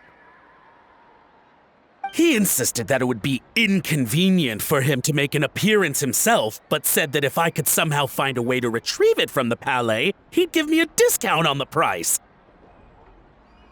Of course it wasn't the discount that swung it. Do I look like I'm strapped for cash? Feeling smug now, are we? Feeling smug now, are we? No, please go easy on me. Go on. Where was I? Well, anyway, I thought to myself, seeing as the item itself came from Natlan, it would make more sense if I could find someone from there to go retrieve it. And by a stroke of complete and utter coincidence, I just so happened to see these two young folks wandering around, so I'm so very sorry. I underestimated the pair of you. I need you to clear something up for me. You haven't paid the seller yet, correct? And yet he told you to collect the item from the Palais Mermonia. Was he not worried that you just split afterwards? Well, to be honest, though I can't claim to know him very well, he, on the other hand, seems to know my name and where I live. Besides, this is a guy who managed to get his hands on an ancient Natlanese weapon. That's probably not the kind of person I want to double-cross. Fair. That makes sense. So, Mr. Please, just call me Argento. All right, Mr. Argento. Listen very carefully to what I'm about to say. It will determine how much of the rest of your life you'll be spending beneath the waves. What does he mean? Is he gonna drown him just like they do in those gangster films? Oh, I get it. He's talking about that place at the bottom of the Fontainian Sea. Shh, can it? Owing to your suspected involvement in the illicit trade of Natlanese relics, you're now one of the suspects in an international smuggling case. A trip to the Opera Epicles seems unavoidable at this stage, but on the bright side, you still have one chance to make things right. Okay. Do I really? Please tell me what to do. It's very simple. Just reach out to your seller in the same way as usual, arrange to meet, bring the money, and make the deal. Just be sure to let me know all the details. I'm talking time, place, the whole lot. If we can catch the other party by doing this, you'll have gone some way toward redeeming yourself. Understand? Oh, I see. I understand. You shall have my full and unadulterated cooperation. Good.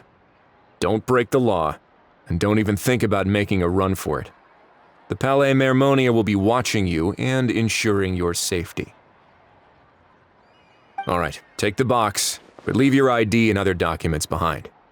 You can go now. As for you two, protocol dictates that I should take you both back to the Palais and have you sign a confidentiality agreement, but that would take a lot of time and effort. Such a hassle, bro! See, Mr. Kukuku knows exactly where I'm coming from. So, I was thinking, since you're all friends of the Traveler... I understand, sir. We got dragged into this by accident, and it has diddly squat to do with us. And out of respect for the Traveler, we won't say another word. Oh, I know this part. We better keep our mouths shut or we'll both be sleeping with the fishes in the tailor-made pair of cement shoes. In that case, I understand completely. Not exactly what I was going for, but if that's how you want to understand it, then be my guest. Then it's settled. Thanks for your help.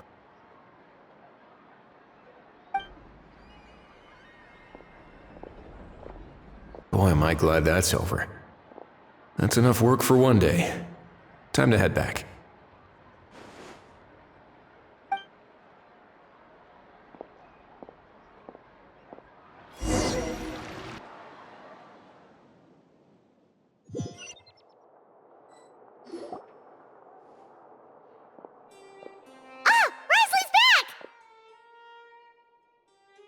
Judging by your expression, it must be good news, huh?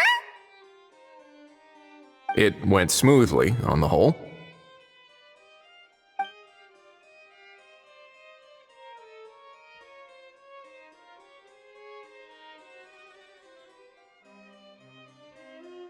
So basically, we hold off until Argento and the other party have set up the next stage of the transaction.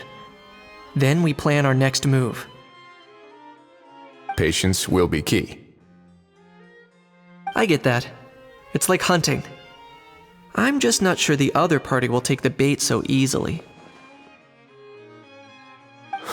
Well, if he didn't need the money, or if he valued self-preservation over making a profit, he could have walked away as soon as the contraband was brought to the Palais Mermonia. On top of that, although he hasn't shown his face yet, he seems to have no followers or accomplices, and he's relying on an extremely limited set of options to push the deal along. So, if you ask me, he seems like someone who cares a lot about his image and has a somewhat high opinion of himself, but lacks any real ability. I almost get the feeling that if he misses out on this opportunity, he won't have any other way of making money. His every move is like a spin of the roulette wheel, hoping that the ball will land exactly where he wants it to.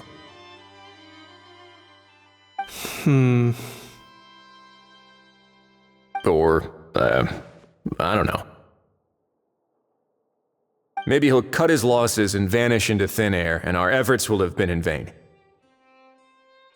At least Natlan will get the stolen relic back, so it won't have been for nothing. In that case, let's hope his arrogance stays in play. Everyone, I have just briefed the Marechaussee Phantom on the situation. As soon as there are any further developments, we will act without delay. When that time comes, we will be relying on your help. We'll be waiting for the good news!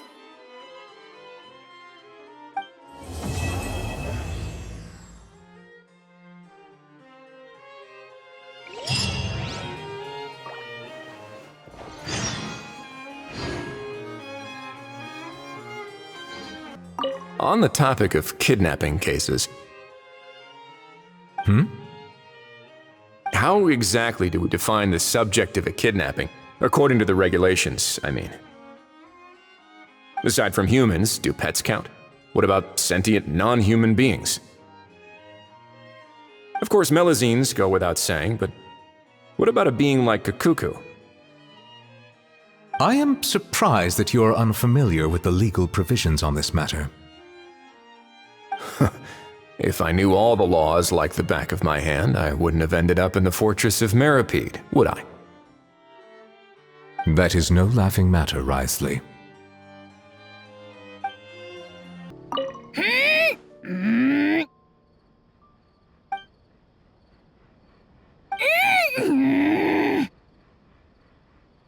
Come on, just spit it out. I can tell you're itching to say something. Kinich, you big dummy! You fell for it, huh? No, what's wrong? Feeling lonely without the almighty Dragon Lord to talk to? If a bedtime story's what you're after, just say so! I'll tell you one so bone-chilling, you won't be able to sleep for 3 nights straight! Sure. Go ahead. Huh? What do you mean, go ahead? Ugh, you pretending to be a tough guy now? Maybe, maybe not. But one thing's for sure. If I don't sleep, neither do you.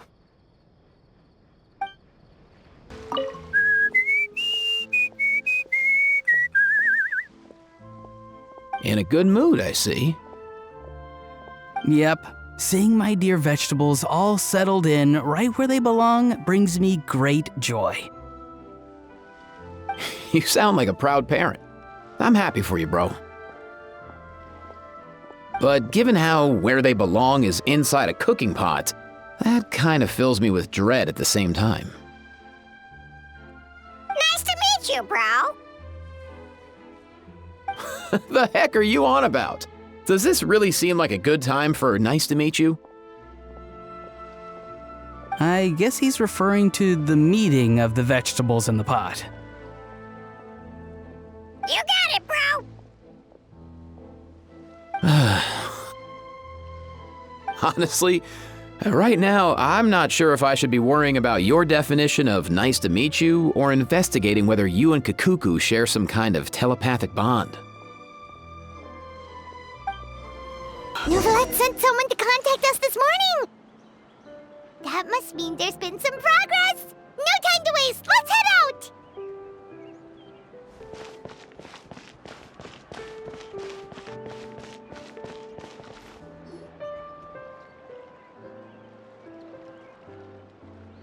Hey, everyone. We're not late, are we? No, you're just in time. Well rested, I trust? A great way to stay energetic, certainly. We received word from Mr. Argenteau yesterday, confirming the time and location of the transaction.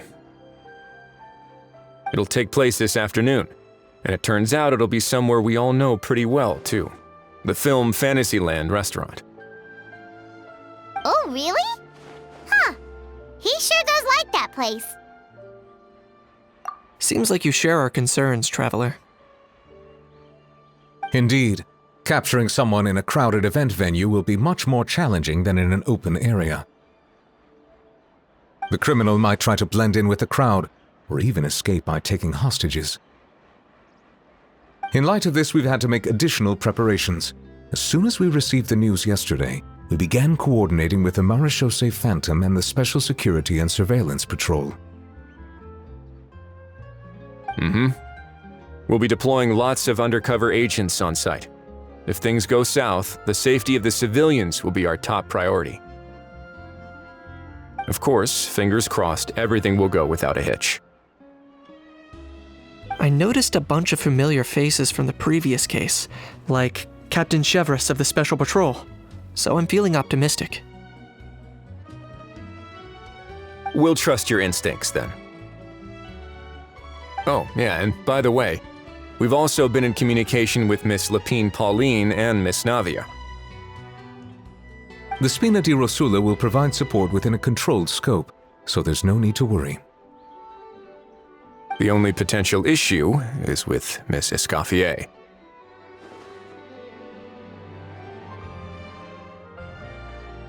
You know what, that might not be such a bad idea.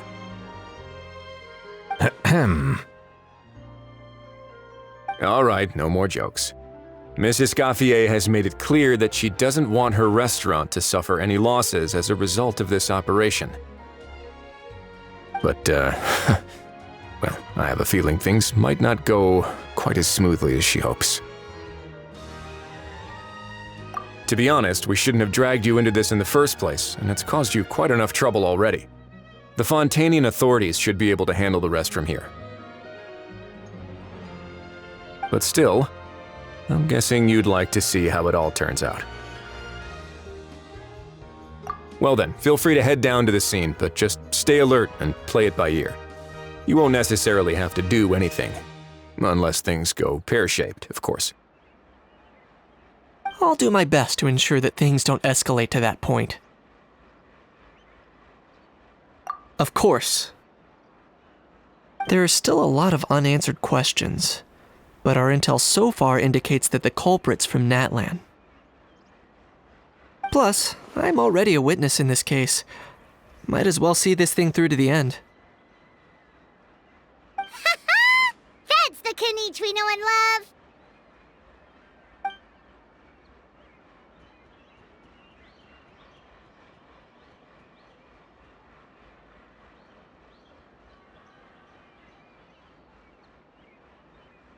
Well, that's enough of the small talk. The operation's scheduled for the afternoon. If we're quick enough, we'll even have time for a few cups of tea before we leave. Oh, and let's grab something to eat too. Can't work on an empty stomach, you know. And rooting for you. It's a very important job. All right, I'll head over to the venue now. Ahao's been harping on for days now about this event-exclusive meal he wants to try. Guess I might as well shut him up sooner rather than later. See you in a bit. I look forward to hearing how it all goes.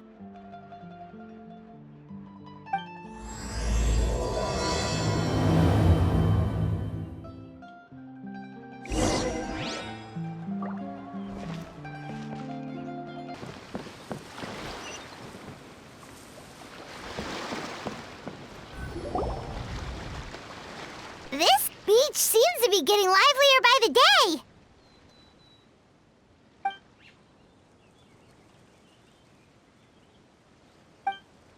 Traveler, Paimon's getting kinda hungry. Let's go check out the restaurant menu, shall we?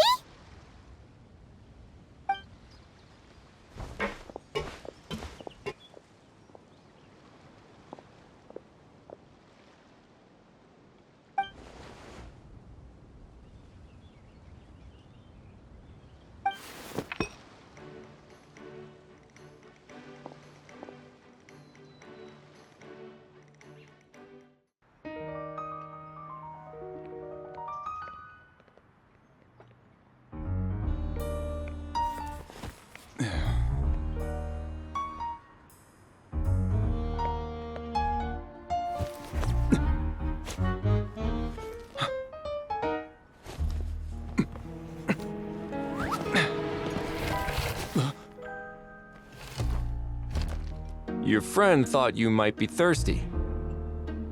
Won't you stay and drink it?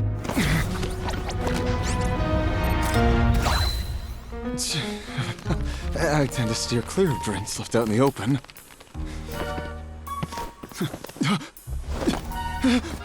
You're surrounded. Give up and come with. You lousy swine! Stop right there! Oh, look! A surprise performance! Wow! How lucky we are! Quick, take a photo! After him!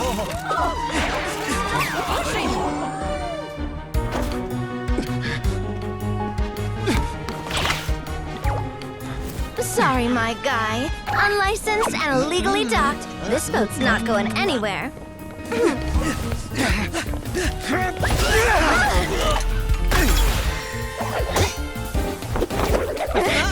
Quick! Don't let him get away! Be careful! Amazing! Lowly worm! No one flies higher than the almighty Dragon Lord! Who's stealing my fun? Ah, you again! You're driving me crazy! Oh, wow,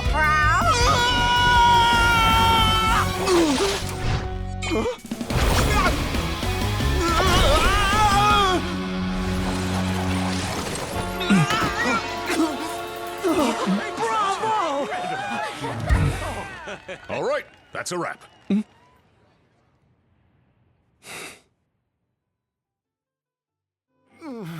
Unbelievable! You can't just drag someone around like that! Such blatant disregard for human life! I'm gonna sue the living daylights out of you! Will you now? I think I did you a favor by pulling you away from your audience. Saved you some face at the very least. As for whether you were facing up or down along the way, well, that was your decision, wasn't it? Why, you...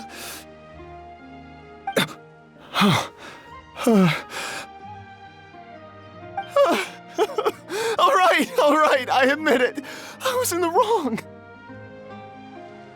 Oh, of course I know the difference between right and wrong, but I had no choice.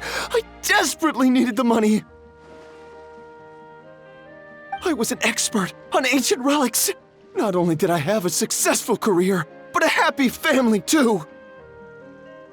But my son, I never imagined he'd turn out this way.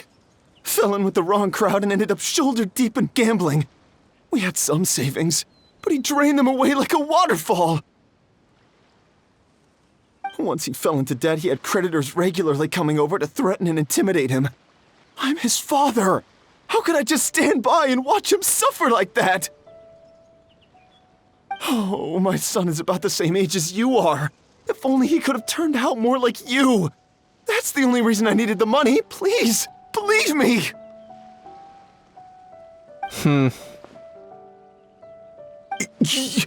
You... Please, kid, I'm begging you. Help me. I see you're from Natland too. That makes us brothers. Please, have mercy. I still have a chance to help my son straighten himself out. But only if I get back. If I go to prison now, he'll be doomed, I tell you, doomed! And isn't standing together and fighting for a better future what families do? Our fate is in your hands, young man. Please, have a heart.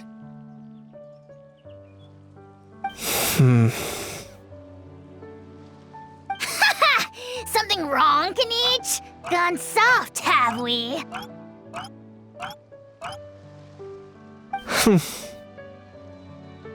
I don't believe a word you say. Wriothesley had you just about figured out. You're a gambler. Pure and simple. A gambler? Me? Nonsense! I told you, it's my son! First of all, are you really from Natland? You've been keeping tabs on the gun's whereabouts this whole time. You should have recognized at least one familiar face by now. On top of that, the way you threatened to sue me? Spoken like a true Fontainian, if you ask me. Huh? What kind of logic is that? I can explain. I actually grew up in... I don't want to hear another word. Ahow, here's your chance. Shut someone else up for once. The moment I've been waiting for. Eat this, scumbag! Being a compulsive liar is one of the hallmarks of a die-hard gambler. I bet you're just a Fontainian pretending to be from Natland. Even if you have any friends or family to speak of, I'm guessing they've long since cut all ties with you. And you have your depraved ways to thank for that. Of course, I might be wrong. But does that matter? I'm just here to arrest you. If you're looking for an advocate or a shoulder to cry on, you're out of luck. Besides, prying the truth out of you is exactly what your beloved courts are for. Isn't that right?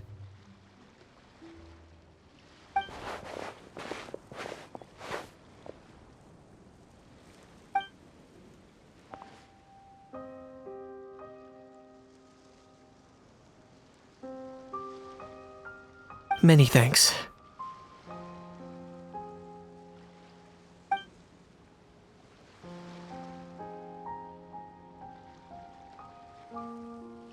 And me? What about me? So rude. You should be bowing down in gratitude to the almighty Dragon Lord.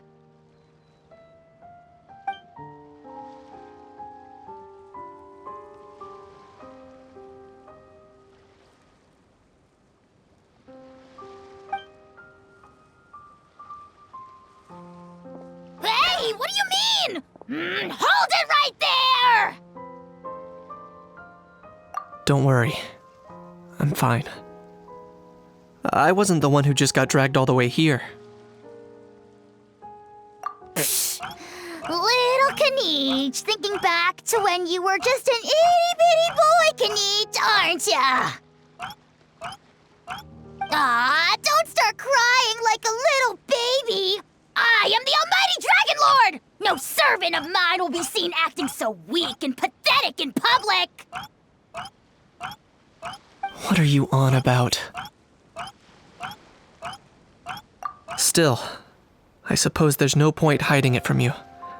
To put it plainly, I can't stand gamblers. They're the most irresponsible people in the entire world.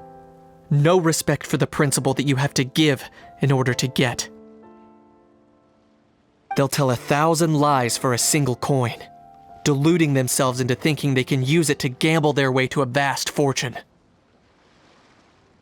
But we all know that even when it looks like you're getting something for free, there's always an unseen cost. In the past, I also ended up paying a price for my father's gambling losses. I don't want anyone else to end up in a similar situation if I can help it.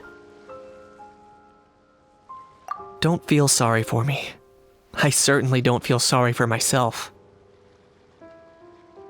They say that people are shaped by their past, and since I've made it this far, I must have done a lot of things right. We should never punish ourselves for the mistakes of others. Instead, I choose to remember the moments that helped me grow. Like when I first learned to use a grappling hook.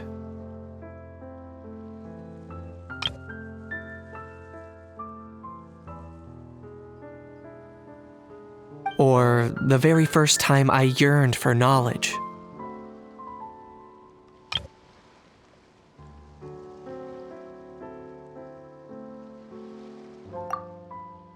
Yeah, I believe you. Let's get going. If we don't head back soon, we'll cause more unnecessary worry.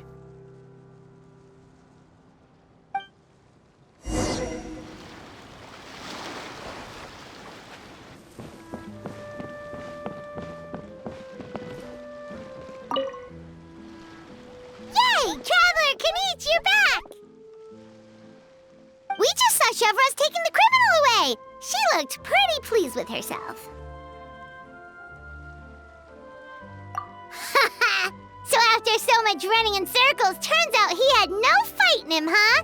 Guess running away was the only trick up his sleeve. Oh, also, Wriothesley said to let you know that he's already left. He went to report back to the Palais Mermonia. Apparently, the Maréchaux say Phantom's preparing to carry out an in-depth investigation into illegal gambling activities. Sounds like they'll have their hands full. Anyway, that's for the Palais to worry about, not really our concern.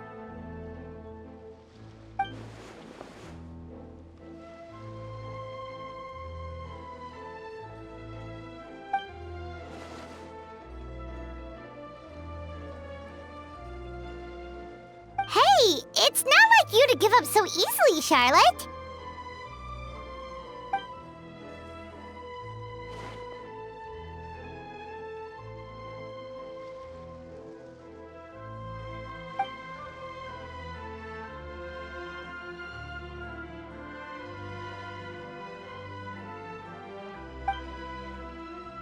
Make sure you pick the best shots of Paimon.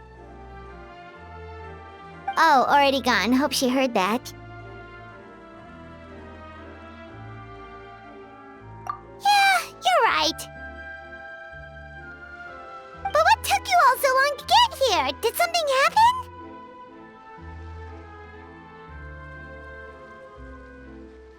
What?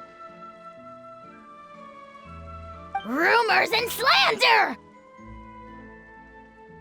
When have I, the almighty Dragon Lord, Kahulahow, ever sunk to such sniveling?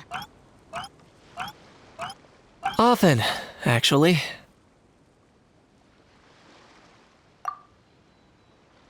To be honest, I haven't decided yet. At the moment, I've got nothing urgent to get back for. And, in any case, the court might need me to testify again. Plus, that gun's still a key piece of evidence. I'll probably have to wait until the case is closed before I can return it to Natlan. So, I guess I'll be sticking around to enjoy the beach a little longer.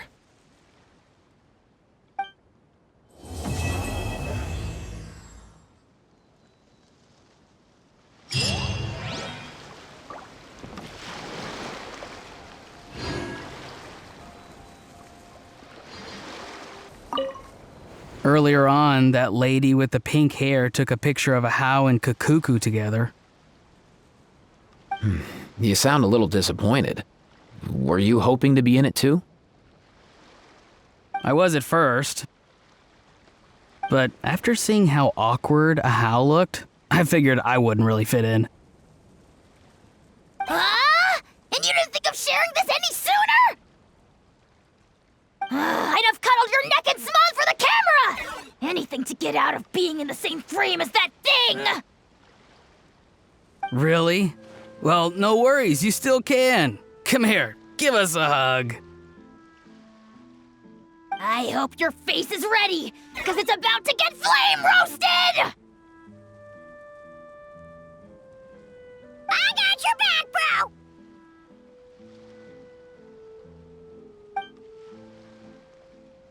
Kinich, have you thought about maybe ditching that little rascal? Leaving him here for good when you leave? I have. But given that a How's also an old relic, that would probably count as international smuggling. I can't bring myself to knowingly break the law. Guess we all have our problems in life.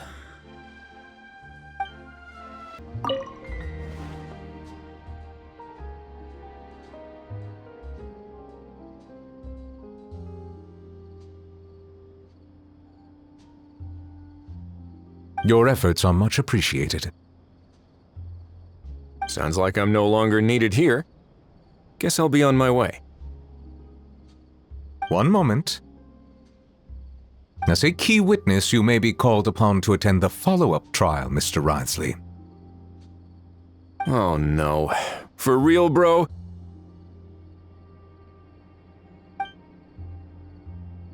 But sorry. I meant, could I maybe attend anonymously?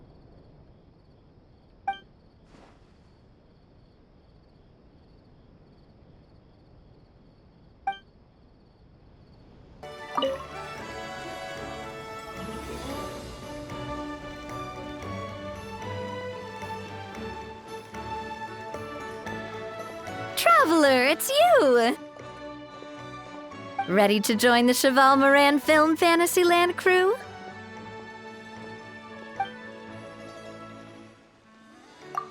It's time, dear partner and Paimon, for us to turn our attention to the Cheval Moran Film Fantasyland.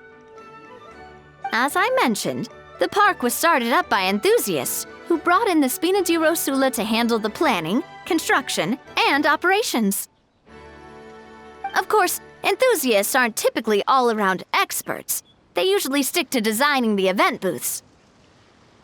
We, for our part, handle long-term operations and develop standardized strategy guides for the different activities. Long-term operations? Strategy? It all sounds so complicated. We spend most of our time adventuring, and we barely have any experience running a stall. Do you think we can handle this? That's more like it. You've seen it all before, haven't you, partner? I'd even go as far as to say you've shaped some of Tevat's biggest business ventures. Anyway, first things first. Let's get an overview of how the whole festival's gonna be run.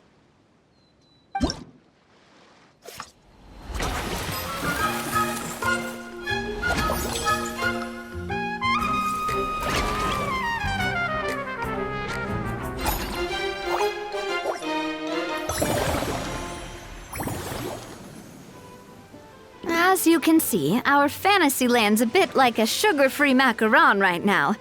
several areas are still under construction. The Spina's only been able to hire a limited number of craftsmen. Besides, we don't have enough experience to handle multiple projects simultaneously. That's why I chose to adopt a time slot-based planning method, so we can focus on specific tasks during each designated period. Upgrading facilities, expanding the venue, hiring staff. All of this requires funds and time slots to accomplish. So, it's our job to allocate precious time slots in each business cycle to the most worthwhile tasks. As we attract more guests and earn money to add to our funds, we'll also be able to work more efficiently, which will allow us to divide each cycle into finer time slots, which will let us get more done. So we'll be limited in the decisions we can make and tasks we can focus on within each time period. Which means we have to use our limited actions and Mora to earn even more Mora. Kinda like playing chess or cards then. Cooking up a strategy in advance is gonna be key. Paimon thinks she just about gets it. How do you feel about it, Traveler? Yep, come on, we can do this! You mentioned standardized strategy guides just now. Does that mean there are non-standard ways to take part too? Of course. Film and entertainment mean different things to different people, and there's gonna be a wide range of exciting activities for people to try out. If we're not careful, some visitors might wander off and end up getting in trouble. And others might pick up dangerous props by mistake. To avoid confusion, we need to create a standardized strategy guide for each activity. Just think of it like a walkthrough. Wow, if we're the first ones to test out the activities, who knows what surprises there could be waiting for us? But if we hit a tough spot, we'll just have to rely on our skills to carry us through. Hopefully it goes without saying that I'd never put you in danger, partner. I carefully checked all the existing activities before you arrived, and I can assure you that they're all perfectly safe. I also wanted you to experience the activities before anyone else gets to. It'll be fun. Plus, we'd like to hear your thoughts and suggestions. Oh, those are two things Navia is best at! Making people feel safe and having fun! Great! Well, I can't wait to hear what you think. Your input is super important to us. All right then, let's start with Eclectic Escapades and put our first guide together.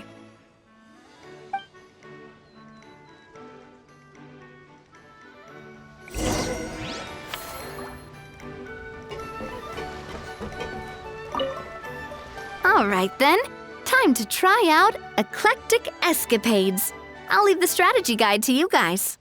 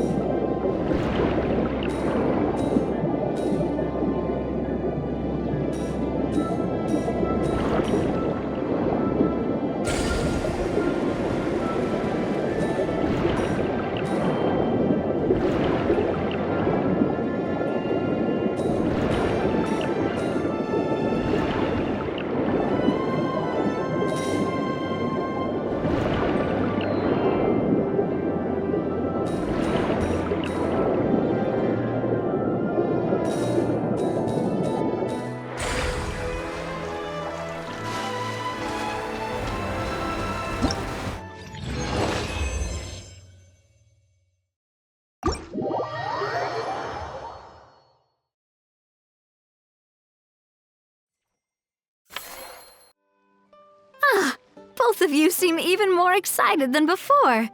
Looks like your first trial run didn't disappoint.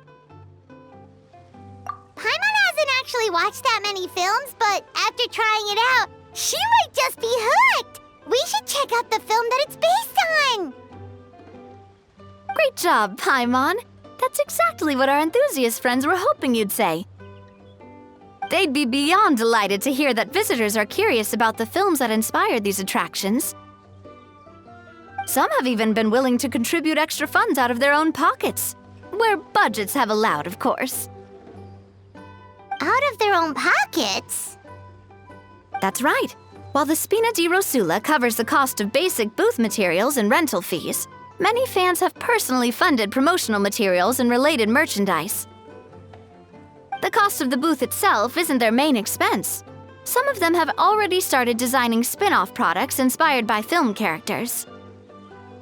Take our official mascot, Surintendant Chevalmoran, for instance. She won second place in the last most popular character poll for the comic film category, and was even dubbed the pinnacle of round, bouncy cuteness.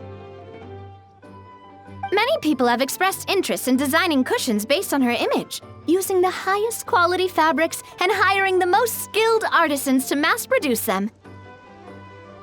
These cushions will officially go on sale at the next convention alongside lots of similar products. Sounds irresistible, right? Plus, as Surintendant Chevalmoran's guardian and official image rights agent, Furina will receive 60% of the sales revenue. After all, the fans are doing this voluntarily, not for profit, but to promote Surintendant Chevalmoran's adorable image. The more Mora ends up in Furina's purse, the better Surintendant Chevalmoran's meals will be. And who wouldn't be happy to hear that?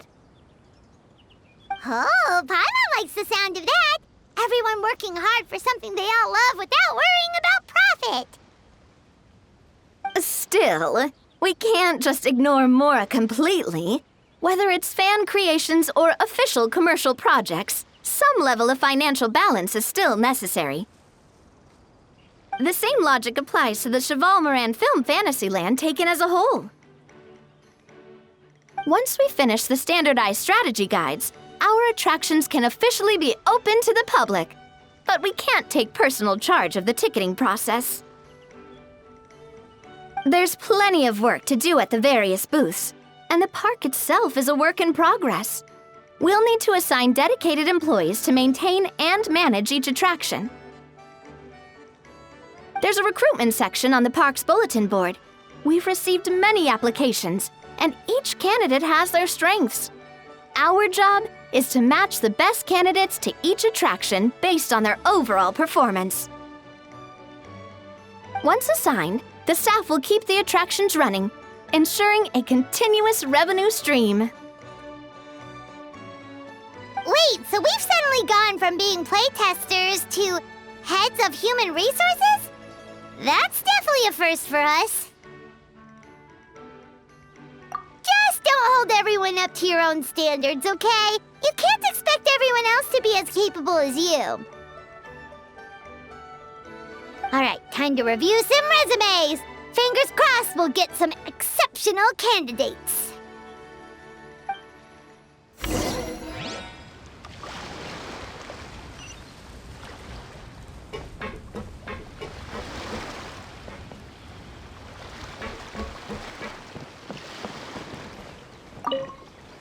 When reviewing resumes, pay attention to each applicant's area of expertise.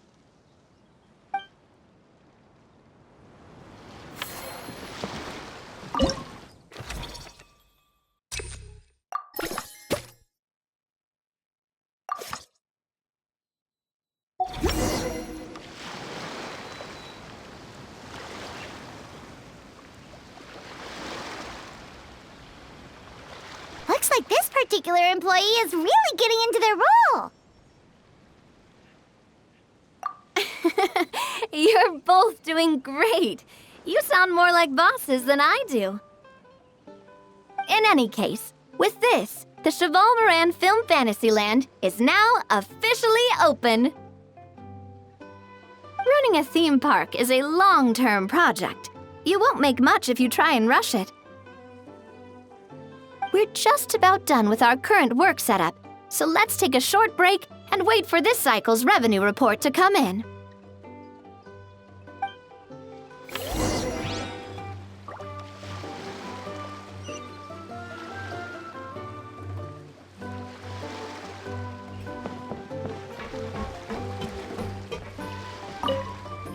Well, this cycle of operation sure got us off to a good start. On to the next one.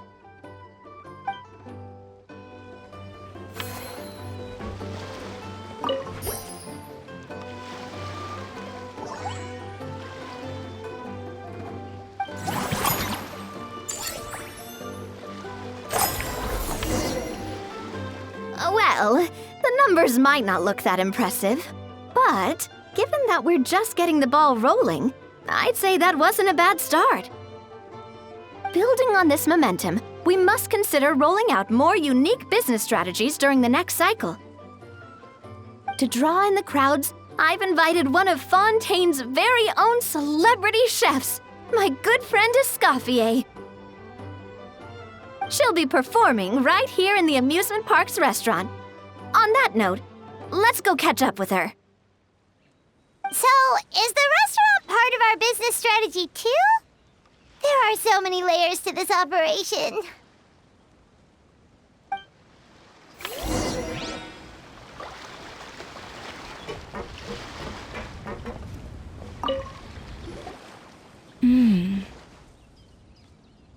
The restaurant is up to standard, and the waterside location will make for a unique dining experience.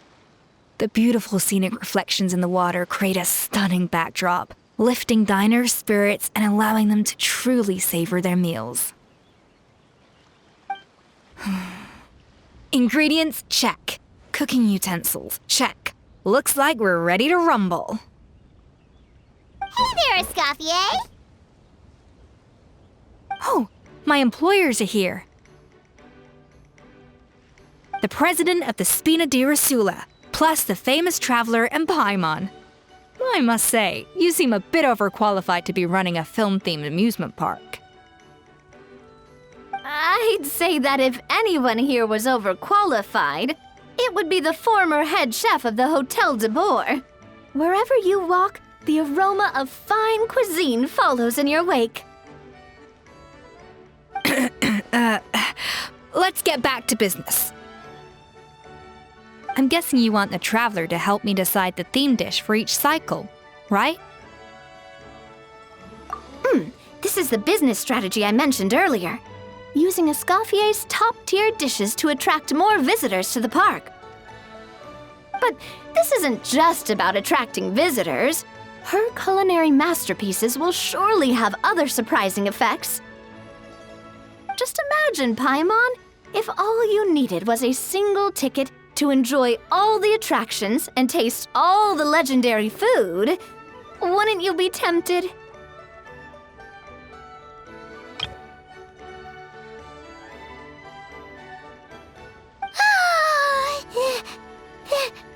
Then Paimon come every single day.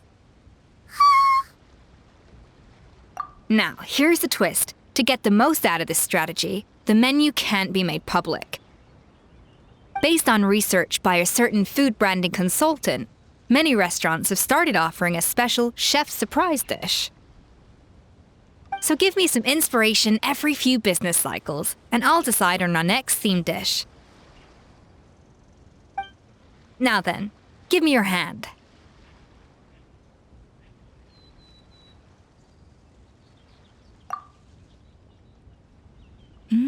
A warm and energetic feel.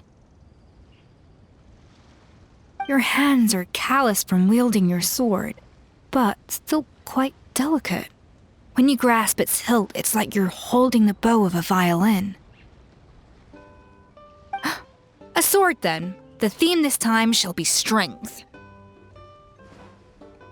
All right, let's find out what strength looks like in gastronomical form.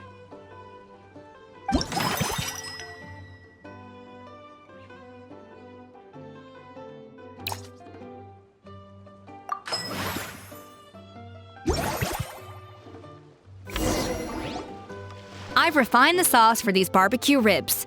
It's a richer flavor than the classic version, but not at all greasy.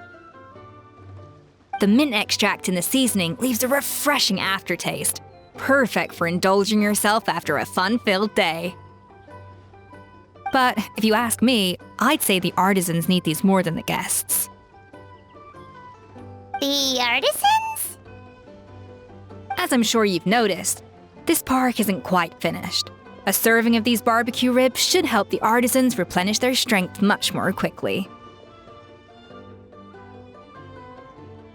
As their bosses, you have an obligation to provide meals for them. So why not invite them to dine here? Who knows? The morale boost might even improve their productivity. Oh? If I recall correctly, you once served up some special fish and chips for the porters over at the Fleuve Centre. For several days after, the workers were all incredibly efficient. They'd finish 8 hours of work in just 5. And then, because they clocked out early, they'd come back completely refreshed the next day. Then there's no time to lose. Go invite the artisans over while these ribs are still hot. I'll prepare some side dishes and desserts too. That's a great idea! You really live up to your reputation, Escoffier! Looks like these themed dishes are gonna make a huge difference after all. We'll have to make sure we check in with you regularly. The artisans are pumped and ready to roll thanks to that themed dish. And perfect timing, too. Let's take this chance to take the facilities of our eclectic escapades to the next level. That unique aroma. I wonder how you'll inspire my cooking this time. I'd say it's quite similar to working at the tavern in the Fleuve Centre. There's something special about seeing diners' faces light up when they taste your food. You don't get that working in the closed-off kitchen in a grand hotel. If something like this comes up again, just call me. Don't worry, we know each other. No commission fee needed. I won't take a single mora.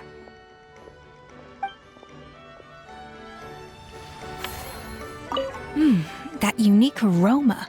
I wonder how you'll inspire my cooking this time. It's nothing. Just take care not to overwork yourself.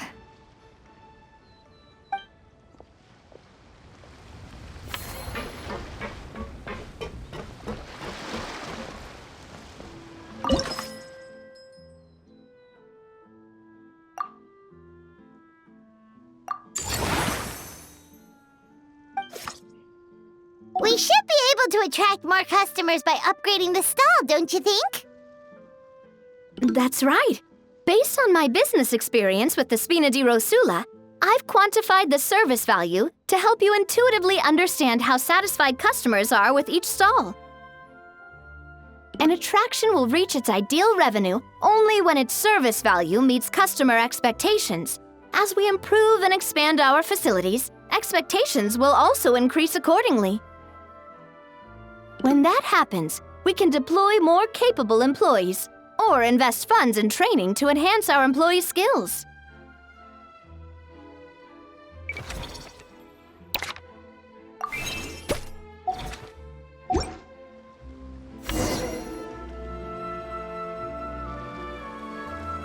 Whew, that should be everything. Looks like you've pretty much mastered how to run this park. Huh? Have we really? Thinking about it, we have learned quite a lot, haven't we? Oh, not at all. I wouldn't say I taught you much. Your intuition's been guiding the way mostly. I imagine long-term operations sounded like a scary prospect the first time I mentioned it, huh? But don't let that scare you. Just break things down into smaller steps and tackle them one at a time. Even if you're not a genius or naturally gifted, you'll get it done in the end. Whoa, seeing her own progress has really got Paimon fired up! Actually, she's gonna jot your words of encouragement right down. From here on out, we'll be running the Cheval Film Fantasyland together. Let's make it a big success.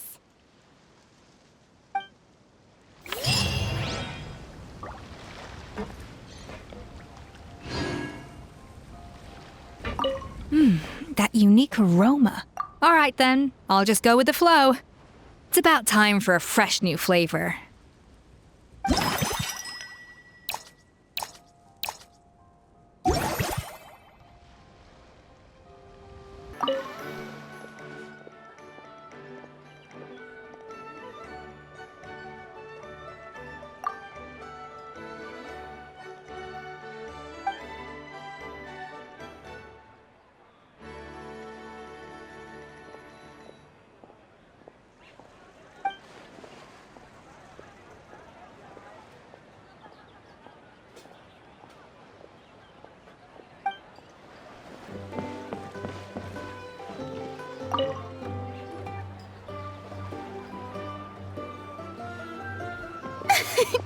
Why, hello there, traveler, Paimon.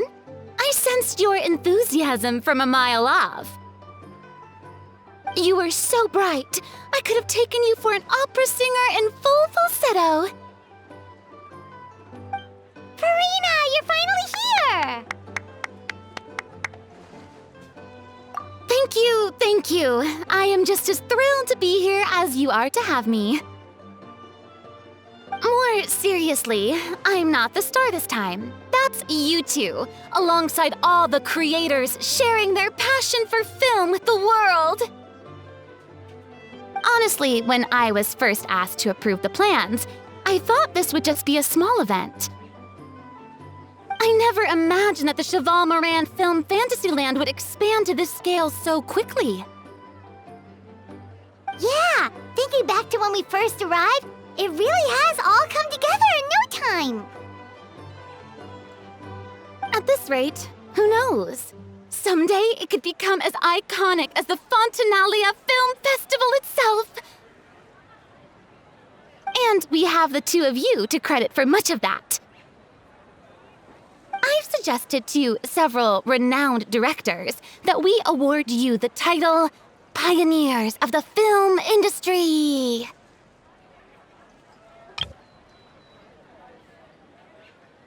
In contrast to the Furina Award, which is more of a public honor, this title is a mark of true recognition from within the industry itself, a reflection of both outstanding achievement and hard work. Wow, even you're getting serious now. Come now, no need for any of that. Just relax and enjoy the moment. Speaking of which, I've actually been preparing a little survey. How about we randomly select some visitors to give us feedback about the park?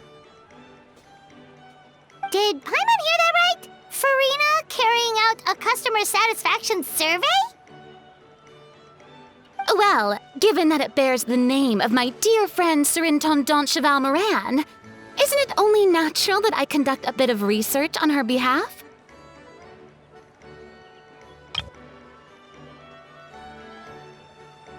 Besides, the more famous a star becomes, the more important it is to stay in touch with reality, no? Plus, it's amazing how much you learn just by listening to other people's take on films. Paimon always assumed celebrities just get their assistants to handle everything for them, but it sounds like it's actually pretty hard work. Then again, maybe Furina's just an outlier.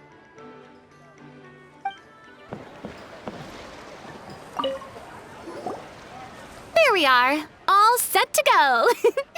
Now, let's take a stroll nearby and randomly pick out some visitors to ask a few key questions.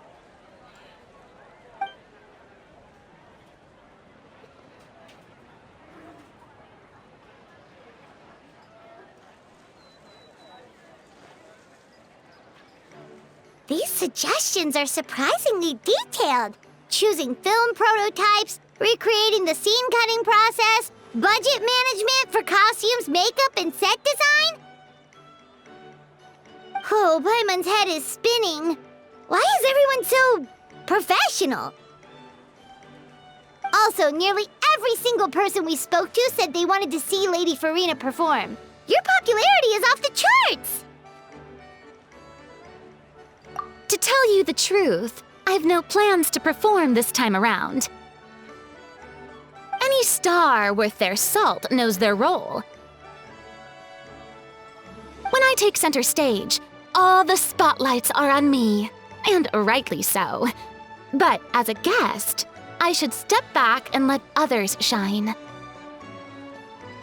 So instead of performing myself, I'd prefer to support you from behind the scenes.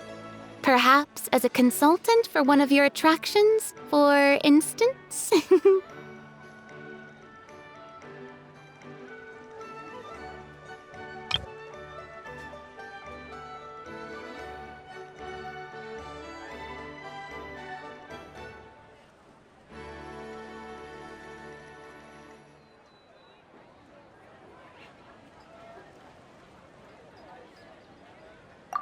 That's right! Movie Masterpieces is all about film expertise. There really would be no better candidate than you! Oh, wonderful! Then I shall give this role my very heart and soul.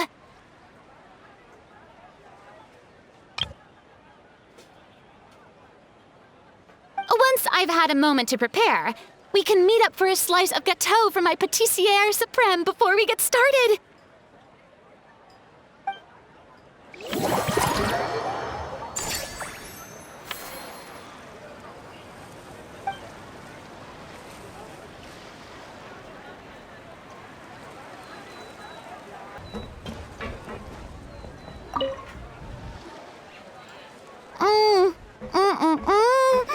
Simply exquisite. As amazing as ever. Escoffier, have you ever considered starring in your own film? I can see it now. Val's en cuisine. A riveting tale about the art of extreme cooking. I'm sure it would be a hit. As it happens, I'm already doing something similar. A brand consultant has been filming my training sessions with students and incorporating them into films about Fontainian cuisine. Oh, no. No. A documentary won't do. I'm talking about something with a bit more drama. Your experiences as a chef could be turned into a scintillating story. In fact, I'll even write it myself. Before you finalize it, please let me review the culinary terms, especially when it comes to how ingredients are handled, the timings and the quantities. Great! It's settled then. And actually, I think I'd like to bring in the Traveler and Paimon as directors. Something tells me that the three of you working together would really get the creative sparks flying. We could create something truly magical here. No problem! That said, now that we've been granted Director Furina's approval, we'll really have to step up our game.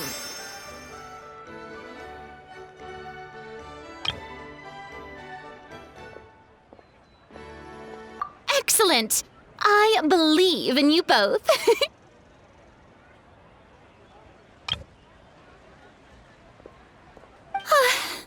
The gâteau was sublime as ever, Escoffier.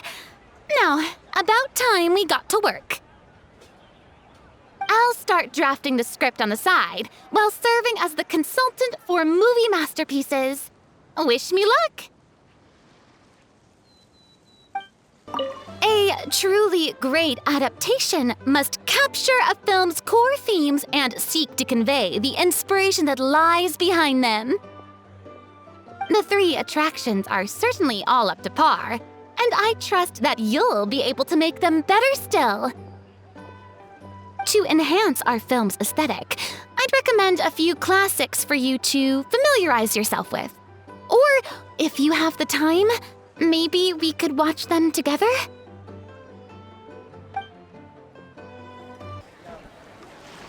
Now that things have reached this point, we should add... A pinch of salt?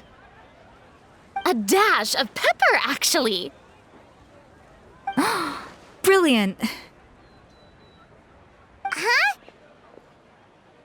You two aren't talking about a new dessert menu by any chance, are you? Not desserts. Oh, we're talking about the script. Oh, my dear partner, photographer, rookie director. Our creativity must keep up with the overflowing enthusiasm of our fans. There's no room for dull scripts on my stage. Plot twists should strike the audience like a cloud of pepper, leaving them sneezing in surprise. Achoo! The same logic applies in catering. I once heard Miss Emily mention that pepper could be used in perfumes. Perhaps I could find a way to make it work in desserts too. A peppery kick to complement the delicate sweetness of cream, perhaps. Wow, the two of them seem to be working together so well. Paimon's struggling to imagine what a pepper cake would taste like, though. Well, well, what do we have here? Escoffier's making a new cake? Oh, how exciting! When it's ready, do let me know. I'd love to try it. Is it just Paimon, or does it seem like everyone's even more enthusiastic now that they've finished their work? Why shouldn't they be? When your hard work pays off, that's when you should celebrate. It's like a batch of fresh macarons. You should never let fear of sweetness stop you from adding all the filling you please. After all, if there's ever a time to pile on the sugar, it's when you're making macarons.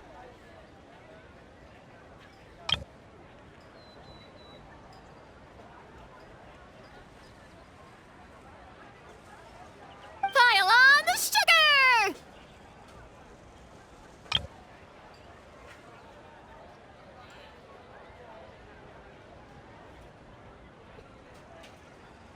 Pile on the sugar! And why are we piling on the sugar? Lapine Pauline, you're here! Is it ready? Of course! It all went according to plan. Huh? Were you off on some kind of important task? I was indeed. Please accept this.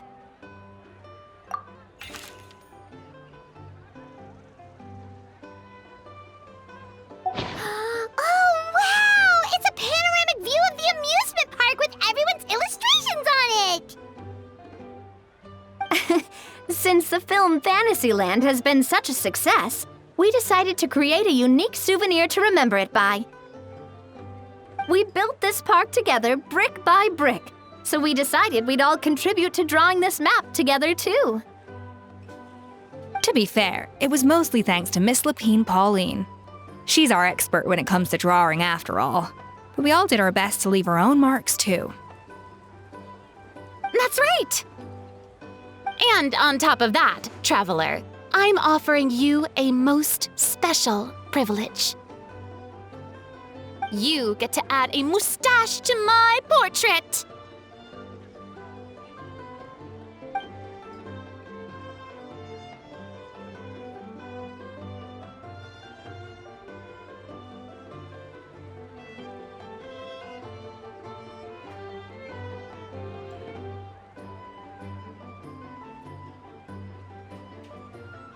Bolognese sauce flavor. Well, that sure counts as a surprise twist. You win this round!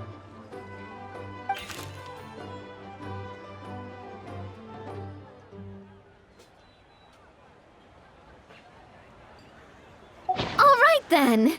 Now that you're the proud owner of this commemorative map, you can draw as many different flavored mustaches on it as you like. Sounds like a pretty tasty map. We'll look after it well. Great! Your satisfaction is our #1 priority. Everything's all in order. Now it's time to relax. Forget about work and just enjoy the park.